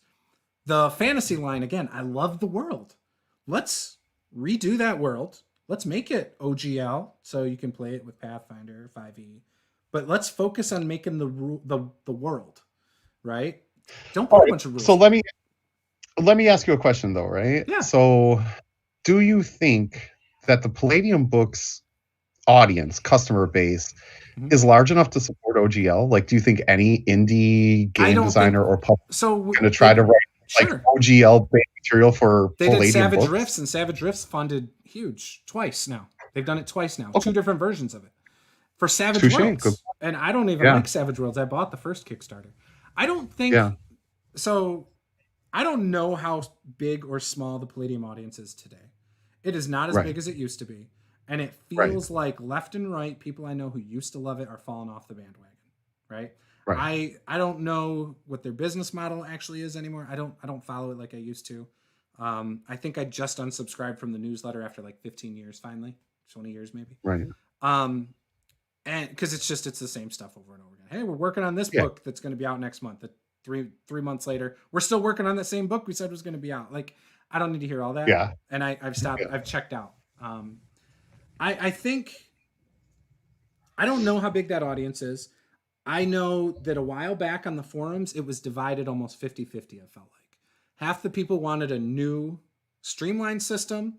The other half were in between, wanting a new system that just made sense of some of the, another revised version, which would be the third revised edition, where they just tweak some stuff.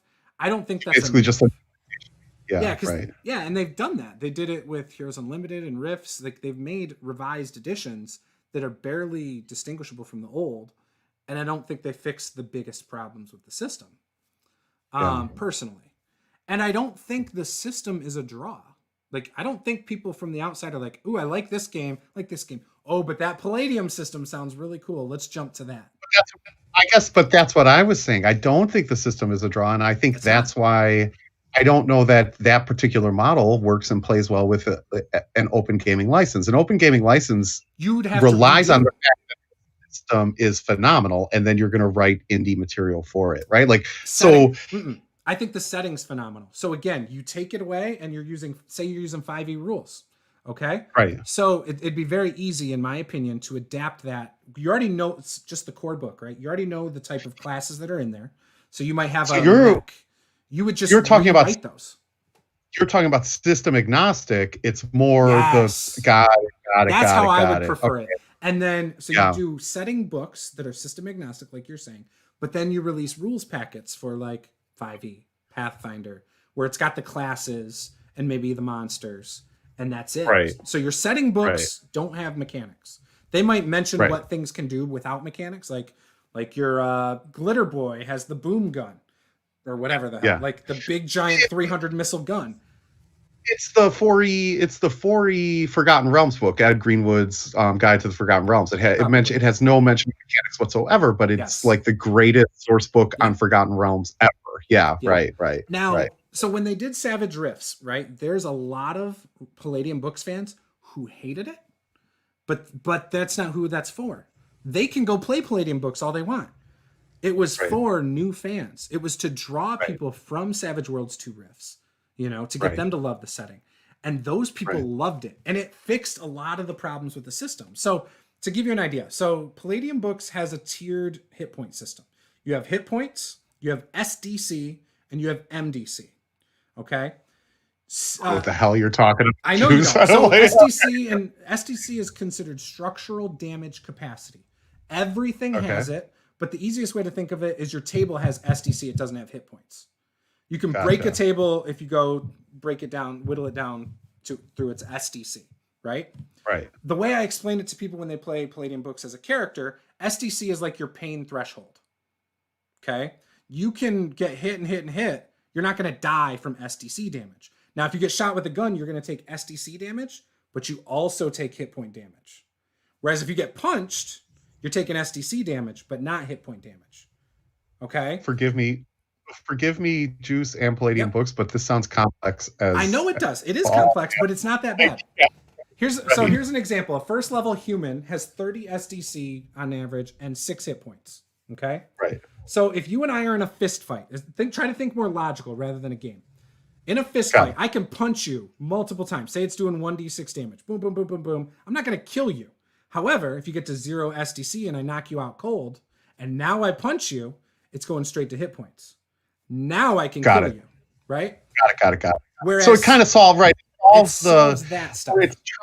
It's trying to solve the problem of, do hit points like matter? Are hit points broken, right? Like, how can you realistically or logically Yes. Right. How can you realistically or logically get stabbed 25 times by a sword and not die, right? But swords are considered lethal damage, and so they will do damage to hit points every time.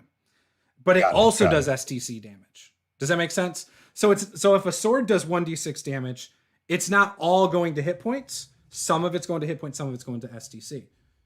So no, it does not make sense, but here's what I promise you. I'm going to purchase a Palladium book, and I'm gonna I kind of have to. So yeah. So if you first of all, they are nice and cheap. That's the other thing. They're all black and white. mostly soft Sure, cover. yeah. You're talking about $25 for like the Heroes Unlimited book. Or if you want the Rifts hardcover, Rifts is a little more confusing because the book's not organized well. You're probably looking at like $30 to $40. Well, Rifts is the one where you kind of go through space and time, right? Like it's tearing no, that's space and time. post-apocalyptic Earth. Okay, gotcha. So okay. it's on our Earth. It's so like Michigan is like for example, okay, so Chicago, where you're at, is like it's the coalition ground. So think of like Nazi Germany. So the humans are prejudiced against why did Chicago have like Nazi Germany? Just because like, that's what the the part hell? of it. There's not a lot of humans in the world. So in that area, they're against like superpowered things because they're afraid of it, right? So magic is bad. And so they do have dog boys, which are literally dogs that they've like bred to be like their part of their forces. And then they have like big kobolds. Kind of. They're called dog boys. So I think more like Warhammer dog creature things, whatever. Yeah. Or beastmen kind of. It's again, I love the settings.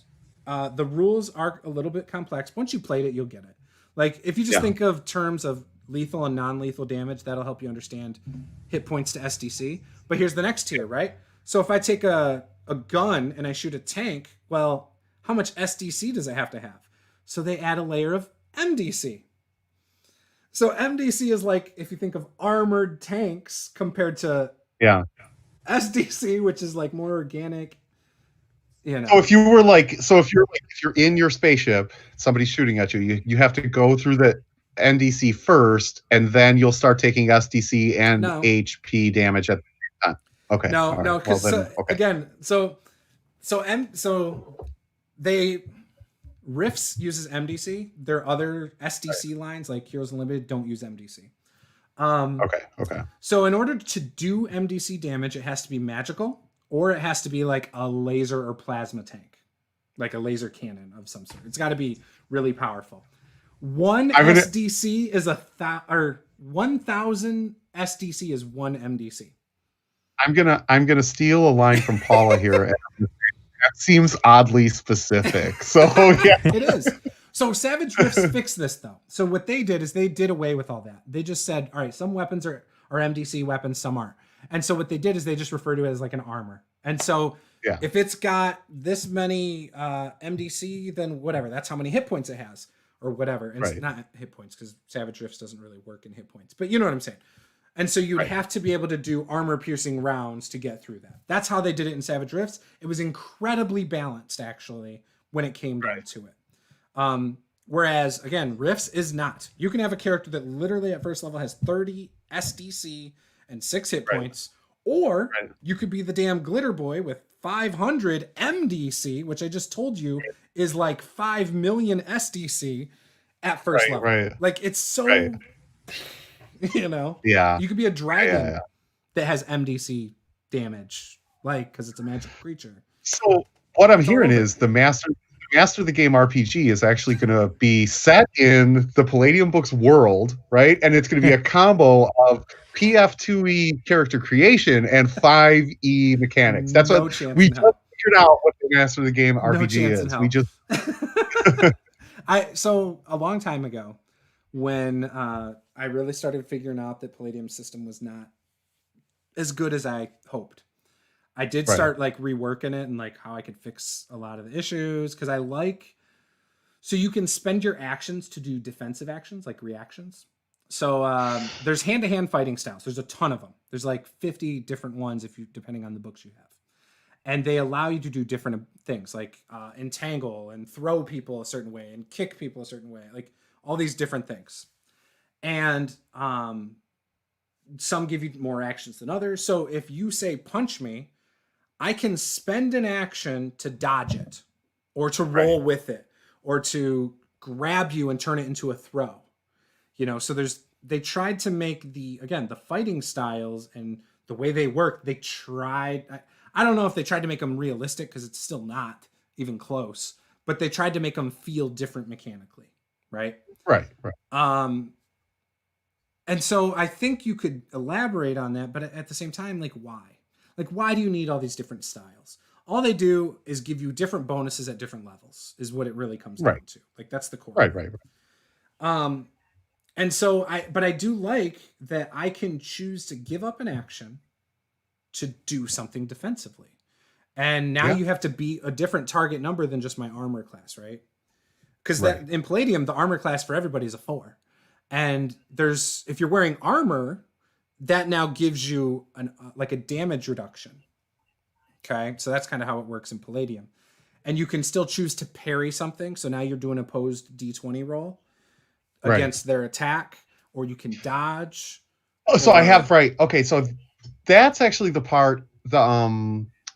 So that is kind of, I think, the part that I dig. Right, like what I mean is, you're not just standing there taking damage. You actually have the opportunity to counter it somehow, right? Like, and to me, that's a great concept. Like, I think that's a concept that's missing from D&D and Pathfinder. Well, D&D does it with static numbers. So there's some abilities that let you riposte, or like Battlemaster can do it, and like there's some other things. And so I kind of like that because that keeps combat going, right? That's easy. Right. And so I kind of wish Palladium would look at something like that and incorporate it. There's things with like speed in Palladium that doesn't work right. So say you have 2 characters that have 4, at first level, you can have up to 4 attacks per round.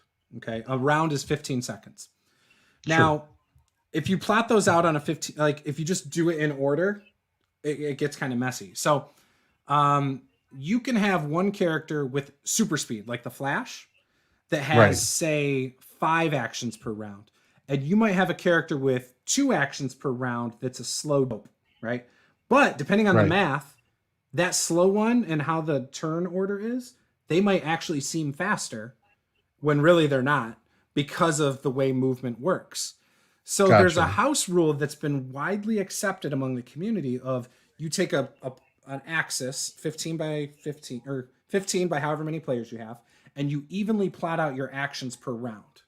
That's the only way to fix the speed issue, because the one guy's going to use all his movement in his first 2 actions, which is going to be, back to back. The other guy's got 4 actions, so he only did half of his movement. Like, it's just weird how that kind of works. You'd have to see it in play to understand why it's broken. I was going to say, but it is. Again, that seems oddly specific and not anything that I would ever want to do for fun, right? Like I mean, that sounds like a job. That sounds like work. So Like just look at it this way. Say 2 guys can run 100 yards per round. Well, if I get 2 actions, so I go 1. All right, I just ran 50 yards. You get yours. Well, you got 4 actions, so you can only run 25 yards.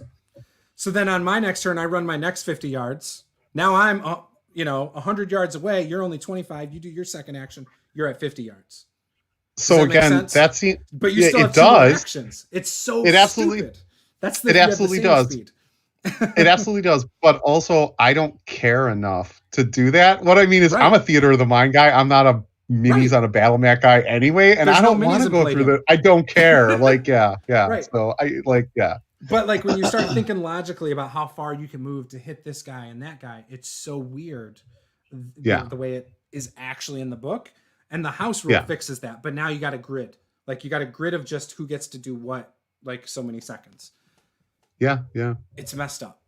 It's it sounds messed up. And this kind of goes back to like 5e, when fighters have 7 attacks per round, but like another character only gets 1 attack per round. I hate that. I love how Pathfinder 2nd Edition does it. There's 3 actions. Whatever you do on those 3 actions is up to you. But that's what everybody gets. And the way they fix it is, if you get certain feats or abilities, you might get to do a combo. Or you might get to do this. But everybody really gets the same amount of time. And I feel like that's going to... And I haven't played it, but I feel like at high-level play, Pathfinder is going to still be fun to play and not feel bogged down because of that. Whereas, again, Palladium, you get way too many damn actions, especially at first level when you have 4 each. But some of them are spent for defense or whatever. Which, again, makes balancing encounters ridiculous. You can't. There is no balance. Just throw that shit out the window. 5e, again, you get a fighter with 5 actions. It gets too crazy, in my opinion. Agreed. It takes too long. Agreed. But no, I am not remaking Palladium books myself. It'll never happen. That's why I need to be rich enough to buy it and pay writers to fix it. Nope. I'm going to be And your pay 'em well. accountability. I'm going to be your accountability partner on this one, Juice. You're going to like every day. You're going to write a page. So yeah, it's going to be fine. Come up with a new mechanic, a new combo, or write a page. So What yeah. do you think, yeah. Dave? Should I fix that system? Uh-oh, muted. You're muted. I forgot about that. I think it's a little too much work fixing a system like that. You just got to go back to making your own. Exactly. I agree. There's not enough that's salvageable, in my opinion, to just redo the system. MSG Yeah. RPG or I also MTG don't like the RPG. percentage. I also don't like the percentage-based skills for Palladium. Plus, there's too many skills. They're very specific. Very seriously specific. though, MTG RPG has a really good ring to it. I'm just saying. Master the but it doesn't sound cool when you say what MTG is. Sure though. First of all, they're gonna say, "Why do I want to play Magic: The Gathering, the RPG?" Yep. Oh, Right? 'Cause I that's always true. get that Okay, anyway. yeah. That's true. why I don't refer That's to true. myself as MTG. I try That's not true. to, at least. Yeah. Because for a while I tried to make that the abbreviation. I realized real quick that was not what I wanted to do. Yeah, hashtag MTG was not your audience. Yeah, Nope. right. Nope. Yeah. So I don't know. I would love a simpler version in that world. Like I wanted Savage Worlds to be it. I invested a bunch of money into Savage Worlds. That's not my game of choice. It's just not. I wish it was. I love the concept that you can adapt the system to so many different worlds, and they've already done that with so many different cool things, like weird. What is it? Weird Wars or whatever. Those look cool as hell, but I don't like the Savage Worlds rule set. Yeah. You know, I like D20. I really do. I like Cypher System. I enjoyed Numenera when I played that. I like Genesis by Fantasy Flight Games. I like that system a lot with the narrative dice. I in theory right now, because I've never played it, I like the Fantasy Age system. Just 3d6. If you roll doubles, use your stunt points to do some cool stuff. That forces narrative that normally some players wouldn't necessarily try to narrate. I love that. I like rolling dice. My perfect system isn't out there yet. One day it will be.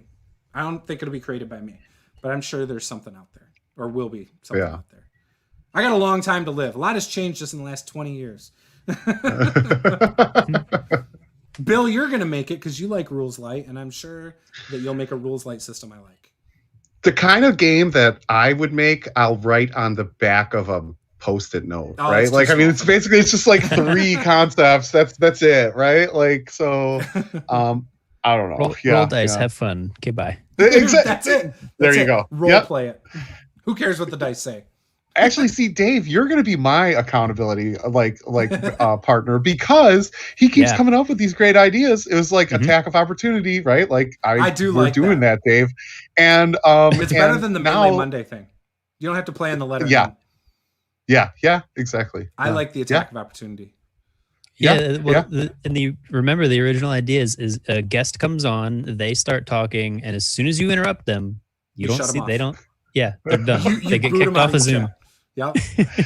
That is kind of my style. I will admit that is kind of my style. I can't help it. I'm sorry. I know. I interrupt and cut off everyone, and talk forever. But like, I don't know. I'm sorry. I think you're onto something with the accountability triangle we have going on at the moment. I agree. For a while, I was someone else's accountability partner, but he's kind of stopped doing his RPG system. Unfortunately, he's now like writing. Well, then you weren't a very good accountability partner. I was bugging him every Monday and Tuesday. I stopped once he stopped. Like after about 2 months of him saying he's not working on it, I kind of stopped. So I was like, I can only do so much. But now I'm not gonna care if you don't. So it is Rad Wasteland. But now, like once I stopped, then he's like, I did go back to him one more time, and then he's like, well, I got to do this thing. So now we're like supposed to make characters. I still haven't made a character for that. So it's like next week or something. I haven't created my character either. I'm gonna do it I'm doing it this weekend. So right. Because I want that system to come out. So it's based on the Genesis system. But he's got some really, so in talking, we came up with some stuff different, obviously, and I think he's got some really cool things, and so I want to see this like come to fruition. Like for my own, like I want to be able to buy this product and play this damn game, like with whoever. So it has to come. So out. I completely agree. I dug my character that I played, like that gunslinger sort of archetype. That was amazing. Yeah. Like, the bad guys were cool. Like the setting was cool. Yeah. And like, so he's changed it. Like now there's different dice, like different sided dice. There's different abilities. There's different class. Like he's changed things because obviously that system is an open gaming license. He likes the concept. So I've helped him change it to be his own thing. Yeah. And I think he's onto something. I don't think it's done. I think there's still going to be a lot of tweaking, but I think it's still going to be really good. And so when we play it, we'll find out, but I think it's still going to be a blast. And so I'm really looking forward to it. And he needs to finish it. He's got like 120 pages. He's only got like 40 more pages to do. Like just do it. And then get it into real play testing. Then get it art. Let's get that on Kickstarter so we can get some custom dice. Let's get this shit done. Yeah, you're 2/3 of the way done at this point. Like it's like you have more done than you have left to do. Like right. Well, kind of the writing part. Yeah, there's still a lot. Like if you want to make a book, and obviously it needs its own dice, but you can do a dice app also. But he's gonna have to pay someone to do that because I don't think he's a programmer. So there's still a lot of work to do, but it's not so much him doing the work now. Like once it's done. Yeah. So I don't know. I it's kind of cool because I'm not typically someone who's into that kind of system, but like he's helped get me into that, as well as someone on my Discord. His name's Paul Ross. You'll see him sometimes in my chats here, but it's Lord Luepsor on my Discord. Right. He's the one who kind of got me started in like Fantasy Flight games system a little bit, and I've really started to like it because of those two guys. Right there. Yeah. Playing with both of them and seeing how cool it can be. But I feel like this would be so much better. Like the setting alone makes it way better. Just the idea of a futuristic Wild West. Like, come on. Yeah. That's so cool. No, that's what I'm saying. It was cool. Yeah. So there's so many cool things out there. But anyways. Wow, we talked a while. I wasn't expecting to talk this long. I know. Sorry if I took over your guys' nights. I've been looking. I've actually been looking at the clock. I was supposed to be done by 9, and I'm like, right now, I'm creating excuses in my head. Like, so yeah, sleeping on the couch. It's fine. It's fine. I was supposed to be done around 9 as well. Because I'm actually. So tonight, after I do this, I tried filming a video yesterday, and lately I've had issues with my microphone. Just for some reason, like it's happened in streams sometimes where my audio just stops. I saw you saying that on Twitter earlier. Have you checked your USB cable? Chances are it's not the mic, it's going to be the cable. Yeah, that's what someone was saying, but like it wasn't like if I toggle it, it does it. I just have to unplug and plug it back in. I also wonder if it might be my USB ports on my laptop. Could be, yeah. Because I've talked to someone who said they have a problem with that. I did an interview with a while back. So I don't know, but either way, I'm going to try and refilm it. I'm so bummed because I had talked for like 45 minutes and I was like, this is going to make a great 10-minute video. Like I felt like, when you're recording a video and you're like, this is good. Like all my thoughts were good. They were concise. And I don't script my videos out word for word. So there's no way I'm going to do it the same. Right. Same, but I don't ever think, as I'm doing it, I don't ever think, oh man, this is going to be good. I always think, well, that was a bunch of rambling garbage. Now I'm going to try to edit this into something. So yeah, right. There are times where I'm like, oh, that sucked. Like I get mad. Like I'll have it recorded where I'm like, that sucked. I should actually make a video sometime of all my negative comments, just of only the negative. Like, well, that's stupid. That's not going in the video. Like, because I get mad. I'm like, right. So. Those are my favorite. I before Tactical Tokens was a thing, I tried to get into like the vlogging space and YouTuber space. A couple of my old channels are on there. I'm never gonna share them, but like my favorite videos to edit were the ones that like I got so frustrated with an idea that I just put together either all the curses or the times I messed up or like that, and then like they were my favorite videos to edit. They were my most popular videos, because they're funny at the time, and like. Yeah, like the actual core, the reason I started filming never made it to my YouTube channel, but like the outtakes did. Yeah, For I've done some that. reason. When Paula and I did RPG a Day last year, I think I took some of the outtakes and put them in some of the videos, like their own videos. Hey, that's going to People be love that August, stuff. right? Are you still doing that? Are you going to Yep. do one a day? Yep. Was supposed You're to going to start guilt me recording into that, like, a doing one a week day. ago. I'm going to do. I think You I'm gotta going to do start one a day recording now. too. Start Yeah, recording I now. know. I 'Cause know. you won't make it I know. otherwise. I Yeah, wanted to do more yeah. creative stuff where it's like, hey, let's film like a really cool, like, I don't know. Like, I had an idea because the first one I think is beginning or something. I was like, well, let's do Right. like some cool like horror story theme throughout the whole thing, and like Right. you have to watch all of them to like get the story. And like obviously that sounds cool in theory, but that's a lot of work to Yeah, plan that yeah. out. So that ain't gonna Yeah. happen. Not at this point. Like, well, that's not making it into the video. no, it's too much editing. Yeah, yeah. So now yeah. I'm not gonna do it just where I like turn it on and talk about the word. I don't think I want it to Yeah. be like good stuff. So Yeah. I don't know. There might be videos that do multiple words. I'm not sure. Well, I'm calling it right now. I'm just gonna. It's just gonna be a talking head video of me talking about the word because That's I'm. okay. I yeah. That's just it. Like yeah. The problem with doing those, people gonna stop watching after like video 5. Yeah. That's true. That's Like true. nobody ever makes it through every single video that I do when it's like that. Well, Of I the could RPG pull day. in. I could pull the attack of opportunity concept into each word and have somebody else try to come on and talk about it, and then like like that. I could do that. Like that. There's that. So I also have noticed that when people don't use the image or the hashtag in the title, they get more views on the RPG a Day stuff. So I think that the reason is because when people see that image and hashtag in the title, they're like, oh man, I've already seen 12 awful videos about this, right? Yeah. Because like, let's be honest, and I'm not saying that I'm good at YouTube at all. I'm saying I'm a crappy little YouTuber, right? Like, and I wouldn't want to watch my stuff like for 30 days straight either. That being Yeah, said, you would. You talk about BX, of course you'd watch it for 30 years. well, that being said, you know what I could do? I could tie it back to BX. Hold good thought. I'm doing that. I'm going to talk about each word is going to relate back to OSR somehow. But anyway, like, so what I'm saying is you see a lot of unwatchable videos like that are all like, you know, because it almost feels like it's like this little, like that's like a concept or a thought for them to get behind it, so then they get really excited about it, and then like so Isn't that how you your have to use channel started too? Yeah, absolutely. If you see like 50, but you're getting my point, right? Like now you get my point, right? But like, but if you watch like 15 or 20 in a row, at some point you're like, I can't watch anymore. Like I think I stopped. You're absolutely right. I did start, and then like I think I stopped around day 4 because I was like, I can't do this. This is bad. Like this is just bad. Yeah. So anyway, but yeah, so I will be doing the RPG a Day. I sent the thing to Paula like a month ago as soon as I saw it. I think I shared it around that I was going to do it too, but I haven't put any time or thought into it since then. Yeah. But I'm going to do something. I just don't know what yet.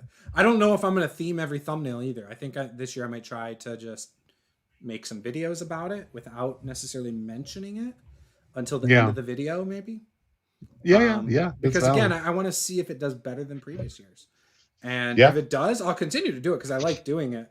And I want to bring attention to it because I think it's cool and it does bring new people to YouTube to do those videos. I just, again, I don't want to just put a video out to put a video out because it's a lot of work. And then when like 10 people watch it, it's like, really? Only 10 people? Like, this is my best one on day 14. Like, watch this video. Yeah.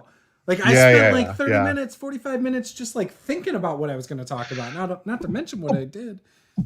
But I think there's a lot to be said for sort of information overload. What I mean is like if everyone in the RPG community on YouTube is doing this, right? Like again, after you've seen 10 or 15 of these videos, how many can you watch, right? Like give me something else, any other type of content. So I think the plan to like sort of go off script and not simply talk about the word, right? Yep. And also to not include have it the inspire thumbnail. a real topic for me. Yeah, exactly. I think that's sort of a fresh take, and I do think people would watch that. I'm simply suggesting that like 15 videos about the same thing over and over again gets like, you're like, Yeah. okay. I agree with that. Yeah. Because you know half of them are going to be like beginning. Okay, so I got into this hobby because of blah, blah, blah, blah, blah. Like that's going to be right. 10 of the 12 videos. Whereas somebody else, it might be, I got into doing my YouTube channel because of blah, blah, blah, blah, blah. Or I got into game design because of blah, blah, blah. You know, it's going to be something like that. Whereas there might be a couple people that are like, well, how do you begin a campaign? Like, how do you get someone into the, like, how do you get somebody else started into the, like, so there's going to be some variety, but it's going to be pretty predictable. And you kind of know what they're going to say.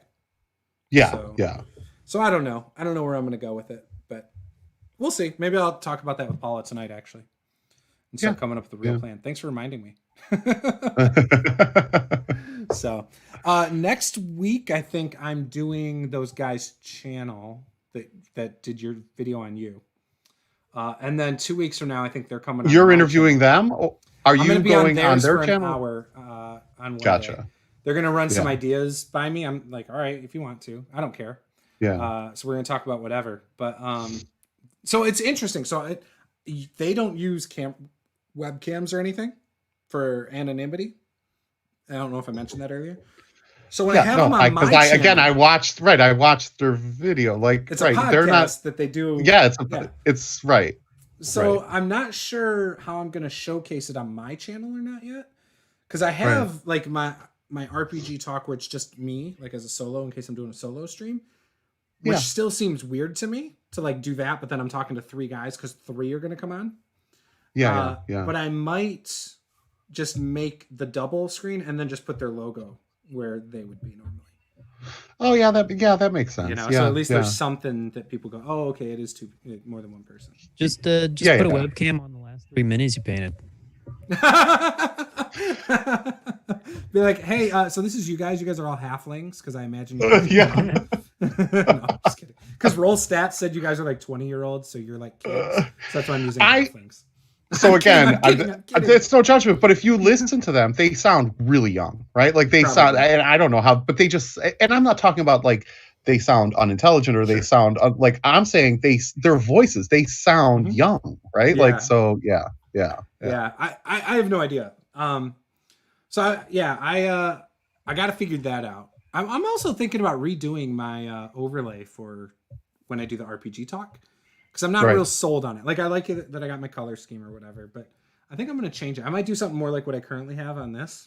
Because I just like it more. And then, you know what? Just put the Zoom chat in there, and whether people drop or jump in or whatever, it won't hurt anything, you know? Yeah. That's kind of where I'm thinking of going with it. So, yeah. I don't know. It works. People can see, right? So, absolutely. Anyways, and if you guys got advice or tips or what you want to see, feel free to let me know. I'm open to it. That goes for anyone in the chat too. So anyways, this has been 2.5 hours of your life that you will never get back. I had fun. I don't know if anyone else did, but I definitely did. So that's all that matters. I feel the need to apologize. I don't like, you know, maybe we should just think before we talk. No, I'm just kidding. No, you're good. Yeah, I don't think you did anything offensive. I think we're good. And plus those guys seem to have thick skin too over there. So, you know. Oh yeah. I don't like, I'm not throwing any shade at those guys. I like commented and subscribed, right? Like, I mean, like, no, I dig those guys. So yeah. So they were recommended to me by No Nat One, actually. Right. And so when he said that, I was like, oh, okay, let me go see what they got. He's like, all their stuff's like really long though. So I was like, okay. So I went and started looking, and I was like, rules light versus rules heavy. Okay. This is a conversation I have an opinion on, kind of. Right. Let's go into it. And I'm like, roll stats. What? They're commenting on roll stats. I got to share this. And So I listened until I realized that they were not. They went into it with an opinion, I feel like, before really listening to what you were saying, is how I felt. Oh, yeah. Without question. But like, if you made the comment on their video. And then I was like, I can't if you watch or listen to their stuff, and I'm not saying it's bad, I'm saying it is entertaining, it's funny, right? Like I think that's kind of the shtick, right? Like, is to basically just, it's a form of entertainment, sure. Like, like it's far be for me to judge it. So is important when you are an online personality. If you Yeah. if you don't have strong convictions, or at least portray that, then you are not really much of a character for online. Like, if you think Completely. about it, the most successful personalities in most things, like news or television, are very polarizing. Like, look at ESPN, Stephen A. Smith, right? He's Right. got an opinion on everything. Like, that's what Right. sets him apart. Right. Skip Bayless, the same thing. He's very opinionated about certain things when it comes to sports. Sam Hurd, like all those sports guys. Whether they know what they're talking about or not doesn't matter. Like Stephen A. Smith talking about MMA, he's clueless as hell. Like, but you talk to Joe Rogan about MMA, he might not have necessarily polarizing beliefs on MMA, but he knows what he's talking about. But when he's talking on his podcast about stuff that he's opinionated on, that's where he shines, where he's got real opinions. Whether they're right or wrong or what you believe, it's far more entertaining when he's like that. And he brings people on that don't agree with him. And I love that because you find out more about him and the other people. Yeah, it's authenticity, right? Like, Yes. I mean, you like, yeah.